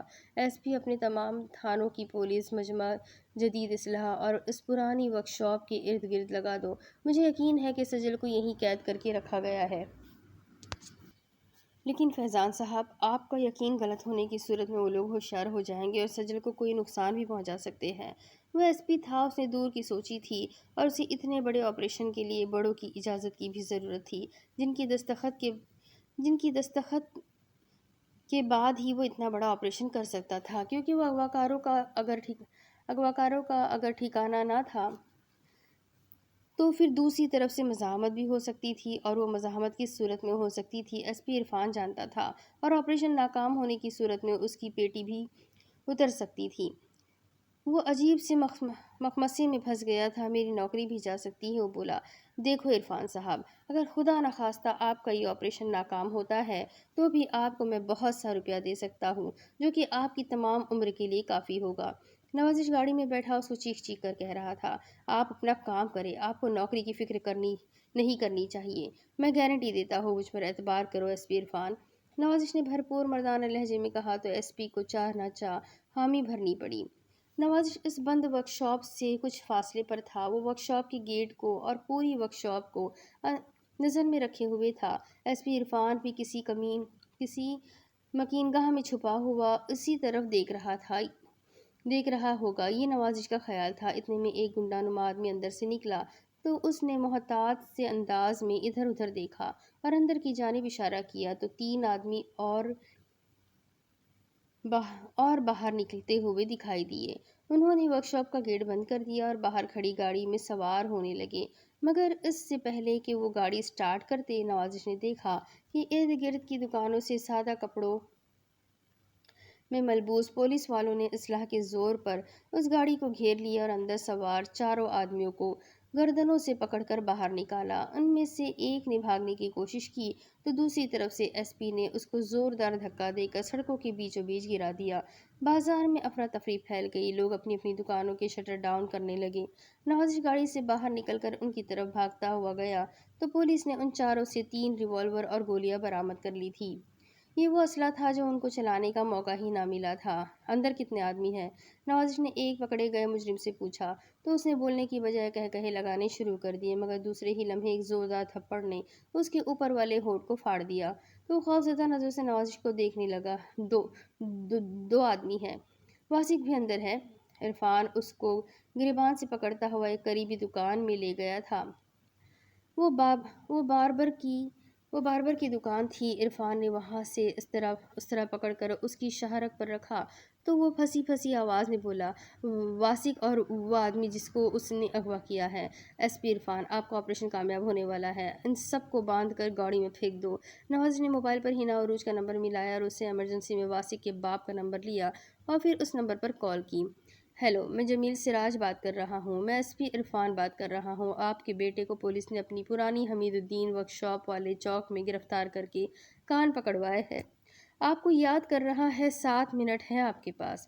نوازش نے رابطہ منقطع کر دیا تو وہ ایس پی عرفان کی پھرتی پر حیران رہ گیا۔ اس نے پورے تھانوں کی پولیس بلوا لی تھی اور پولیس اہلکار جدید اسلحہ لے کر ورک شاپ کے ارد گرد کی دکانوں کی چھتوں پر پہنچ بھی گئے تھے۔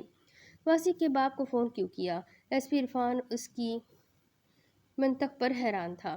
اس کا باپ کل کو تمہارے لیے سردرد نہیں بنے گا کیونکہ وہ کافی پہنچ والا آدمی ہے۔ وہ اپنے بیٹے کو اس کے جرم اور ثبوت کے ساتھ اس بازار میں دیکھے گا تو کل کو تمہارے اس اقدام کو عدالت یا کہیں بھی چیلنج نہیں کر سکے گا۔ ایس پی عرفان اس کے پلان اور ذہنی چالاکی کی داد دینے لگا۔ فیضان صاحب، آپ کو تو پولیس میں ہونا چاہیے تھا۔ مجھے حق حلال کی روزی مل رہی ہے جو کہ میرے لیے کافی ہے۔ یہ براہ راست محکمہ پولیس پر گہری چوٹ تھی۔ انہوں نے دیکھا کہ ایک گاڑی بڑی تیز رفتاری سے مجمع کو چیرتی ہوئی نوازش کی گاڑی کے پاس آ کر رکی۔ اس میں سے ایک سوٹڈ بوٹڈ آدمی نکلا جو کافی گھبرایا ہوا تھا۔ وہ سیدھا ان کی طرف ہی بڑھ رہا تھا کیونکہ چوک میں یہ دونوں ہی کھڑے تھے اور باوردی پولیس ارد گرد کی چھتوں پر ایس پی عرفان کے اشارے کی منتظر تھی۔ کون ہے ایس پی عرفان؟ اس نے آتے ہی رعبدار آواز میں کہا۔ اور کہاں ہے میرا بیٹا؟ کس کی اتنی جرأت ہے کہ میرے بیٹے کو گرفتار کر کے اس کے کان پکڑوائے؟ مگر نوازش نے اس کے منہ پر زوردار تھپڑ مار کر اس کو حیران بھی کر دیا تھا اور رونے والا بھی کر دیا تھا۔ تمہاری انہی باتوں نے اس کو بگاڑ کر رکھ دیا ہے اور تم جسے اپنا بیٹا سمجھ کر ناز اور لاڑ میں برداشت کرتے رہے ہو، وہ معاشرے کے لیے ایک ناسور بن چکا ہے۔ ابھی تمہیں دکھاتا ہوں کہ تمہارا ہونہار کیا گل کھلا رہا ہے۔ نوازش نے اس کو گردن سے پکڑ کر گھسیٹنے والے انداز میں لے جا کر گیٹ کے سامنے کھڑا کر دیا اور دروازہ بجانے لگا۔ کون؟ اندر سے واسق کی نشے میں ڈوبی ہوئی آواز آئی اور گیٹ کھل گیا۔ لیکن دوسرے ہی لمحہ پولیس نے عرفان کا اشارہ پا کر ورک شاپ کے صحن میں چھلانگیں لگا دی اور حیران اور پریشان واسق کو اس طرح جکڑ لیا کہ وہ ہلنے جلنے کے قابل بھی نہ رہا تھا۔ وہ حیرانگی سے جمیل سراج کی طرف اور کبھی نوازش کی طرف دیکھ رہا تھا۔ نوازش نے جمیل سراج کو چھوڑا اور واسق پر تھپڑوں اور گھوسوں کی بارش کر دی۔ کہاں ہے سجل؟ بولو سجل کہاں ہے، ورنہ ابھی کبھی تمہارا خون پی جاؤں گا، کتے کے بچے۔ واسق اوہ اوہ کی آوازیں نکال رہا تھا جبکہ جمیل سراج کو اپنی بصارت پر یقین نہ آ رہا تھا۔ اتنی دیر میں اندر سے سجل کی اذیت ناک آواز ابھری۔ نوازش تڑپ گیا اور ورک شاپ کے برآمدے میں بنے ہوئے کمرے کی جانب بڑھ گیا۔ اس نے دیکھا کہ سجل کرسی پر بندھا ہوا ہے اور اس کے پاؤں جل کر گوشت کی بجائے چربی نکل آئی ہے۔ وہ سخت اذیت اور کرب میں مبتلا تھا۔ وہ بھاگ کر سجل کے گلے لگ گیا۔ دونوں کی آنکھیں خون رونے لگی تھیں۔ نوازش نے اس کو کھولا تو گلریز اور رمیز بھی وہاں پہنچ چکے تھے۔ وہ بھی سجل کی حالت دیکھ کر کانپ کر رہ گئے تھے۔ ایس پی عرفان نے سجل کی پوزیشن دیکھتے ہوئے ایمبولینس کو فون کر دیا تھا۔ بازار والوں نے پولیس زندہ باد کے نعرے لگانا شروع کر دیے تھے۔ سجل کو ایمبولینس میں بٹھایا گیا مگر پاؤں پر زور نہ دے پا رہا تھا۔ اس کو اسٹریچر پر لٹایا گیا تو گلریز بھی اس کے ساتھ بیٹھ گیا۔ پھر ایمبولینس ہسپتال کی طرف اڑی جا رہی تھی۔ رمیز نے اندل، امینہ اور ہینا عروج کو فون پر بتا دیا تھا کہ سجل کو بازیاب کرا لیا گیا ہے اور اس کی حالت بہت خراب ہے، اسے ہسپتال لے جایا گیا ہے۔ ایس پی عرفان نے بہت بڑا کارنامہ انجام دیا تھا۔ میڈیا والے اپنے اپنے کیمرے لے کر پہنچے تھے۔ ورک شاپ کے اندر سے اسلحہ، شراب اور دیگر غیر قانونی سامان پکڑا گیا۔ رمیز نے دیکھا کہ ان کی گاڑی بھی ورک شاپ میں موجود تھی۔ اس کو خود پر اور اپنے نیچ خیالات پر شرمندگی ہو رہی تھی۔ وہ سجل کو چور سمجھتا تھا مگر وہ تو سخت اذیت میں تھا۔ وہ سجل سے معافی مانگ لے گا بلکہ اس کے پاؤں بھی پڑ جائے گا، یہ رمیز کی سوچ تھی۔ نوازش نے ایس پی عرفان کو اپنی گاڑی میں بٹھا کر ایک چیک دیا جس میں اچھی خاصی رقم بھری ہوئی تھی جو اس کا انعام تھا اور نوازش کا وعدہ بھی تھا۔ وہ خوش ہو گیا اور نوازش سے بولا، آپ اس کیس کے मदई बन जाए तो मैं देखता हूँ कि वासिक को जेल की चक्की पीसने से कौन रोक सकता है या इस कानून से कौन बचा सकता है। आप मुकदमा दर्ज करें, मुझे जब भी बुलाएंगे मैं हाजिर हो जाऊंगा। आपका बहुत बहुत शुक्रिया। नवाज ने उसको सैल्यूट किया तो वह हंसता हुआ गाड़ी से नीचे उतर गया। उसकी तो मौज लग गई थी। नवाज ने गाड़ी अस्पताल की जानिब भगा दी। वो भागने वाले अंदाज में इमरजेंसी में पहुंचा था। सजल बेहोश था या फिर डॉक्टरों ने उसकी तकलीफ को देखते हुए उसे नींद का इंजेक्शन लगा दिया था ताकि दर्द का एहसास कम हो सके। उसके पाँव सफ़ेद रंग की पट्टियों से बांधे गए थे। यकीनन उन पर कोई दवाई लगाई गई होगी। नवाज सजल को इस तरह पुरसुकून सोया हुआ देखकर खुद को पुरसुकून महसूस करने लगा था। उसकी आंखें झिलमिल करने लगी तो किसी ने प्यार से उसके कंधे पर हाथ रखा तो वो चौंक गया। पीछे मुड़कर देखा तो अमीना आंखों में आंसू लिए खड़ी थी। उसके साथ अंदल भी थी, जिसकी आंखें रो रो कर सूजी हुई थी। सजल जल्दी से ठीक हो जाएगा। क्या चोर और डाकू ऐसे होते हैं आंटी? नवाजिश के लरजते हुए अल्फाज गुलरेज ने भी सुन लिए थे। जो दवाइयाँ हाथ में पकड़े अभी अभी पहुंचा था। अमीना और गुलरेज ने शर्मिंदगी से नज़र झुका ली। ये मेरा दोस्त है, मुझे उस पर अपनी जान से भी ज़्यादा एतबार था, मगर आपने तो बेटों की तरह पाला है उसे। आपका तो बहुत गहरा ताल्लुक है। क्या एतमाद की दीवार इतनी कमज़ोर हो गई है कि हर दौर में किसी न किसी सज्जल को अपना आप इस तरह तेज़ाब में जलाना पड़ेगा? उज़्ज़ार रोने लगा तो गुलरेज ने आगे बढ़कर उसको गले लगा लिया। तुम्हारा एतमाद सच्चा था, तुम्हारी दोस्ती पुरखुलूस थी। देखो आज तुम जीत गए हो। तुम्हारा सर फख्र और गुरूर से तना हुआ है और हम हार गए। हमें माफ़ कर दो बेटा। गुलरेज ने नवाजिश के सामने हाथ जोड़ दिए। अपना बाप न सही, बाप की उम्र का समझकर ही मेरे जुड़े हुए हाथों की लाज रख लो। गुलरेज के आंसुओं ने नवाजिश को जार और जार रुला दिया था। उसने गुलरेज के जुड़े हुए हाथ पकड़कर उसे अपने सीने से लगा लिया तो अनजानी सी राहत ने उसके बदन में नई जिंदगी दौड़ा दी थी। अंदल तो सजल के सिरहाने की तरफ बैठ गई और रोती आंखों से उसको देखे जा रही थी। थोड़ी देर बाद सजल को नवाजिश के कहने पर कमरे में शिफ्ट कर दिया गया था। वो सभी कमरे में पहुंचे तो अब आपा ज़ैनब और लुकमान भाई भी हिना और उरूज के साथ वहां आ गए। आपा के तो आंसू रुकने का नाम ही ना ले रहे थे। क्या ज़िंदगी लेकर आए हो कि हर कदम पर ठोकरें ही ठोकरें तुम्हारा मुकद्दर है सजल। ऐसा क्यों है मेरे अल्लाह, मेरे भाई के साथ ऐसा क्यों हो रहा है? आप आसमान की जानिब मुँह करके कातिब तकदीर से मुखातिब थी। लुकमान भाई और हिना उरूज ने उनको सहारा देकर कुर्सी पर बिठाया। वो सजल को देखे जा रही थी और रोए जा रही थी। हिना उरूज भी सजल की हालत से काफ़ी परेशान थी। वो नवाजिश को देखकर समझ गई कि यही नवाजिश है और फिर उसने अंदर से भी कन्फर्म कर लिया था। तुम घर जाकर कुछ आराम कर लो, काफ़ी थक गए होंगे। अमीना ने नवाजिश से कहा तो वो चू चरा करने लगा, मगर सबके इसरार पर उसको बात मानना पड़ी। वो बहुत थका हुआ था। अब उसको इत्मीनान था कि सजल के इर्द गिर्द उसके हमदर्द और चाहने वाले हैं। वो गाड़ी में नवाजिश हाउस पहुंचा और एक कप कॉफ़ी लेकर बेड पर लेट गया। वैसे भी रात होने वाली थी। एसपी इरफान और उसकी कोशिशों से और तकदीर की मदद से उसका काम रात से पहले ही हो गया था। अगर रात हो जाती तो फिर यकीनन बहुत से मसाइल उनकी कामयाबी की राह में रुकावट बन सकते थे। उसने पुरसुकून सांस खारिज की और आंखें बंद कर ली। वो जल्द ही नींद की वादियों में खो गया। उसके चेहरे पर सुकून और इत्मीनान की रिदा ने अपना साया रखा हुआ था। अगली सुबह उसके लिए हैरान कुन इंकशाफात लाई थी। उसके कमरे में महापारा और फैज़ान अली बैठे हुए थे। पहले तो उसको लगा कि वो सोते में ही लंदन पहुंच गया है, मगर उसकी आंख खुलते ही महापारा उसकी तरफ बढ़ी तो उसके दो आंसू नवाजिश के चेहरे पर पड़ने से पूरी तरह बेदार हो गया था। उसने घड़ी देखी तो सुबह के 10 बज रहे थे। वो अपनी इतनी लंबी नींद पर हैरान था। फैज़ान और महापारा रात के किसी पहर लंदन से यहाँ पहुँच चुके थे। वो हैरानी से बोला, मम्मा, डैड, आप? फैज़ान अली मुस्कुराता हुआ बोला, आ जाओ गुलरेज अहमद। ये आवाज़ नवाजिश के लिए हैरान कुन थी। वो दरवाजे की तरफ देखने लगा तो अमीना और गुलरेज अहमद सहमे सहमे अंदाज में अंदर दाखिल हो रहे थे। नवाजिश के लिए उनकी आमद उसके घर में और इस तरह हैरान कुन ही थी नहीं, बल्कि परेशान कुन भी थी। फैज़ान अली उठता हुआ गुलरेज से मुखातिब हुआ, गुलरेज, मैंने तकदीर के फैसले की नफ़ी करके खुदा के कानून और कुदरत से टक्कर लेने की कोशिश की थी, मगर तकदीर का थपेड़ा तो देखो कि मुझ पर इस तरह पड़ा कि मुझसे मेरा जवान बेटा छीन कर ले गया। तकदीर हमसे नाराज़ है गुलरेज अहमद। मैंने दौलत के बलबूते पर जो व्यापार किया था उसमें मेरी मर्जी और जिद शामिल थी, तकदीर की रजा शामिल न थी। वो रोते हुए गुलरेज और अमीना को छोड़कर नवाजिश की तरफ मुड़ा और बोला, नवाजिश, ये तुम्हारी माँ और गुलरेज तुम्हारा असल बाप है बेटा। نوازش پتھر کے مجسمے میں تبدیل ہو جاتا اگر اس کو مہاپارا نہ سنبھالتی، یا پھر وہ بیڈ سے اتنی شدت سے اچھلتا کہ اس کا سر چھت سے ٹکرا جاتا۔ مجھے گلریز نے فون کر کے سجل کی تمام کہانی بتائی ہے، مگر میں اور مہاپارا گوہر کی وفات کے بعد ہی فیصلہ کر چکے تھے کہ ہم گلریز سے معافی مانگ کر تمہیں تمہاری تمام حقیقت بتا دیں گے۔ یہ سب کچھ تمہارا ہے، تمہارا بزنس کہ تم اکیلے وارث ہو، تمام بزنس کے تم اکیلے وارث ہو۔ چاہو تو ہمیں ماں باپ سمجھتے رہنا، مگر حقیقی والدین امینا اور گلریز ہے، اور تم جہاں رہنا چاہو مرضی سے رہو۔ ڈیڈ، مما، یہ سب کیا ہے؟ پلیز مجھے بتائیں نا، میں پہلے ہی کافی ڈسٹرب ہوں، میں پاگل ہو جاؤں گا۔ وہ کافی پریشان ہو گیا تھا۔ گلریز نے آگے بڑھ کر اس کو گلے لگا لیا اور بولا، میں تمہیں اپنی مجبوری اور بے بسی کی تمام داستان سناتا ہوں بیٹا۔ وہ گلریز کی طرف دیکھنے لگا۔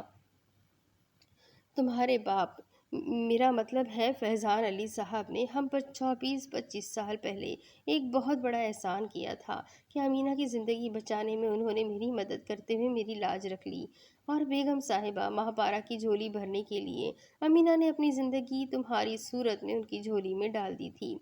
گلریز نوازش کو طوفانی رات سے شروع ہونے والی داستان خرید و فروخت سنانے لگا تو نوازش کی آنکھوں نے ساون کی جھڑی لگا دی۔ امینا اور مہاپارا اس کو دلاسے دے رہی تھی، جبکہ ہندل اور سبرینا دروازے کے پار کھڑی ہو کر تمام داستان کو حیرت انگیز قرار دے رہی تھی۔ ہندل اس بات سے بھی خوش تھی کہ نوازش اس کا سگا بھائی تھا، جبکہ سبرینا کی اداسی بتا رہی تھی کہ اس نے اتنے شاندار شخص کے ساتھ تمام عمر لڑائی جھگڑا کرتے ہی گزار دی تھی۔ نوازش آہوں اور سسکیوں میں رونے لگتا تو گلریز کچھ دیر ٹھہر جاتا، مہاپارا اور امینا اس کو دلاسا دے کر سمجھاتی اور پھر طویل کہانی شروع ہو جاتی۔ اب آگے۔ ہسپتال کے بیڈ پر سجل آنکھیں بند کیے پڑا تھا، نوازش اس کے قدموں کی طرف، جبکہ اندل اس کے سر کے پاس ایک کرسی پر بیٹھی ہوئی تھی۔ نوازش اپنی داستان سے کافی پریشان ہو گیا تھا۔ وہ سجل کو دیکھنے آیا تو اس کی آنکھیں رو رو کر سوجی ہوئی تھی۔ اب بھی اس نے آنسو پینے کی ناکام کوشش کی تو وہ 2 آنسو ڈھلک کر اس کی قمیض کے کالر میں جذب ہو گئے تو وہ آہستگی سے بولا، ضبط کے بندھن توڑ کر آنکھوں سے جھولی میں گر گئے، یہی 2 کم ظرف آنسو میری آبرو کا بھرم تھے۔ نوازش، سجل کی آواز پر وہ آنسو پوچھتا ہوا اس کے پاس گیا تو سجل کی آنکھیں بھی آنسوؤں سے تر تھیں۔ وہ بند آنکھوں سے ہی بولا، نوازش، تم نے اپنے اعتماد کو جس طرح خراج بخشا ہے، میں زندگی بھر وہ احسان نہیں اتار پاؤں گا۔ نوازش کرب کی کیفیت سے 2 چار ہوتا ہوا اس کا سر اپنے ہاتھوں میں تھام کر بولا، سجل یار، آنکھیں کھول کر مجھ سے بات کرو، میری دوستی کی عظمت کو احسان جیسے چھوٹے سے لفظ کی بھیٹ نہ چڑھاؤ یار، میں مر جاؤں گا۔ سجل نے تڑپ کر آنکھیں کھول دی تو وہ آنکھیں خون رو رہی تھی۔ نوازش ان آنکھوں کی تاب نہ لاتا ہوا اس سے لپٹ گیا اور دونوں دوست ہی زار و زار رونے لگے۔ اندل اس عظیم انسان کو فخر سے دیکھ رہی تھی جس نے اپنے دوست پر تب بھی اعتماد کیا تھا جب تمام رشتے اس کے خلاف گواہیاں دے رہے تھے۔ نوازش، میں تمہیں کچھ بتانا چاہتا ہوں یار، سجل نے کہا تو مسکراتا ہوا اس کی طرف دیکھنے لگا۔ یہی بتانا چاہتے ہو کہ میں ادھورا ہی پیدا ہوا تھا اور کس کا بچہ ہوں؟ سجل حیرانگی سے بولا، تمہیں کیسے پتا چلا؟ سجل، میں اپنی دھڑکنوں کو بے قابو محسوس تو کرتا تھا، مگر میری عقل میں یہ بات نہ آ سکتی تھی کہ میں اسی ماں کا بیٹا ہوں جس کی چوکھٹ پر تقدیر مجھے بار بار لے جا رہی ہے۔ نوازش کہنے لگا تو سجل سمجھ گیا کہ اپنے احساسات کو اس کے ساتھ شیئر کیا کرتا تھا، مگر ان کو کوئی بھی نام نہ دے سکتا تھا کیونکہ تقدیر اتنا بڑا کھیل اس کے ساتھ کھیلے گی یہ بات تو کبھی نوازش نے سوچی بھی نہ ہوگی۔ اور پھر سجل سے مخاطب ہوا، تمہیں کیسے معلوم ہوا میرے بارے میں؟ بات تو غلط ہے، لیکن میں نے جو رات تمہارے گھر میں گزاری تھی اسی رات میں نے آنٹی ماپاہرا کی سسکیاں سنی تو مجھے باقی تمام تفصیل کا بھی علم ہو گیا، اور مجھے بھی نہیں بتایا تم نے سجل۔ اندل مصنوعی غصے سے بولی تو وہ ہنستا ہوا کہنے لگا، میرے سالے صاحب کے سالہ جی واسق صاحب، موقع دیتے تو بتاتا نا۔ وہ سب کو ہنستا دیکھ کر وہ نوازش سے بولا، تم نے جواب نہیں دیا کہ تمہیں کیسے پتا چلا کہ تم کس کے بچے ہو؟ میری خوش قسمتی ہے سجل کہ مجھے جس خامی اور کمی پر اپنی ذات ٹھہرے پانی کی مانند لگتی تھی، آج اندل، تم، امی ابو اور رمیز بھائی کے ساتھ ساتھ مما، ڈیڈ اور سبرینا جیسے قیمتی رشتوں نے میری شخصیت سے وہ داغ دھو کر مجھے اس جھرنے کی مانند بنا دیا ہے جو تقدیر کی مہربانی سے بلندی سے نیچے گرتا ہوا کئی علاقوں کو سیراب کرتا ہے۔ وہ ٹھنڈی سانس لیتا ہوا کچھ دیر خاموش ہوا، پھر بولا، مجھے مما ڈیڈ یعنی فیضان اور مہاپارا امی اور ابو نے بتایا ہے، یعنی امینہ اور گلریز ابو نے۔ اندر بھی روتی ہوئی ہنسنے لگی۔ فیضان علی کو مہاپارا بیگم کے ساتھ ہسپتال کے کمرے میں داخل ہوتا دیکھ کر سجل حیران رہ گیا۔ وہ اٹھنے کی کوشش کرنے لگا تو فیضان علی نے اس کو منع کر دیا۔ لیٹے رہو سجل، مجھے کافی دکھ ہوا ہے تمہیں اس حالت میں دیکھ کر۔ فیضان علی کا اظہار ہمدردی ہی سجل کے لیے کافی تھا۔ میں تمہارا علاج لندن میں کرواؤں گا کیونکہ تم میری فرم کے جنرل مینیجر ہو۔ فیضان علی نے اس خوبصورت انداز میں سجل کو جاب کی آفر دی تھی۔ اتنی دیر میں گلریز اور امینہ بھی اندر داخل ہوئے تو فیضان علی گلریز سے مخاطب ہوا، گلریز میں تم سے آج پھر کچھ خریدنا چاہتا ہوں۔ گلریز احمد گھبرا کر اس کی طرف دیکھنے لگا تو سجل بھی پریشان ہو کر ان کی طرف متوجہ ہوا، جبکہ فیضان علی ہنستے ہوئے بولا، سجل اور اندل کی شادی میرے گھر میں ہوگی لندن میں۔ گلریز کی جان میں جان آئی تو فیضان علی پھر بولا، اور ہم اپنی بیٹی کی شادی پاکستان میں کریں گے کیونکہ اب ہم پاکستان میں ہی شفٹ ہو جائیں گے، نوازش اور سجل کے پاس۔ سب کے چہرے کھل اٹھے جبکہ فیضان اور مہاپارا کمرے سے باہر نکل گئے۔ میرا بیٹا تو محبت اور خلوص کا دیوتا ہے۔ امینہ نوازش کی بلائیں لینے لگی تو نوازش نے جھلمل آنکھوں سے سجل کی طرف دیکھا جو اپنے دائیں ہاتھ کے انگوٹھے سے اس کو گڈ لک کا پیغام دے رہا تھا۔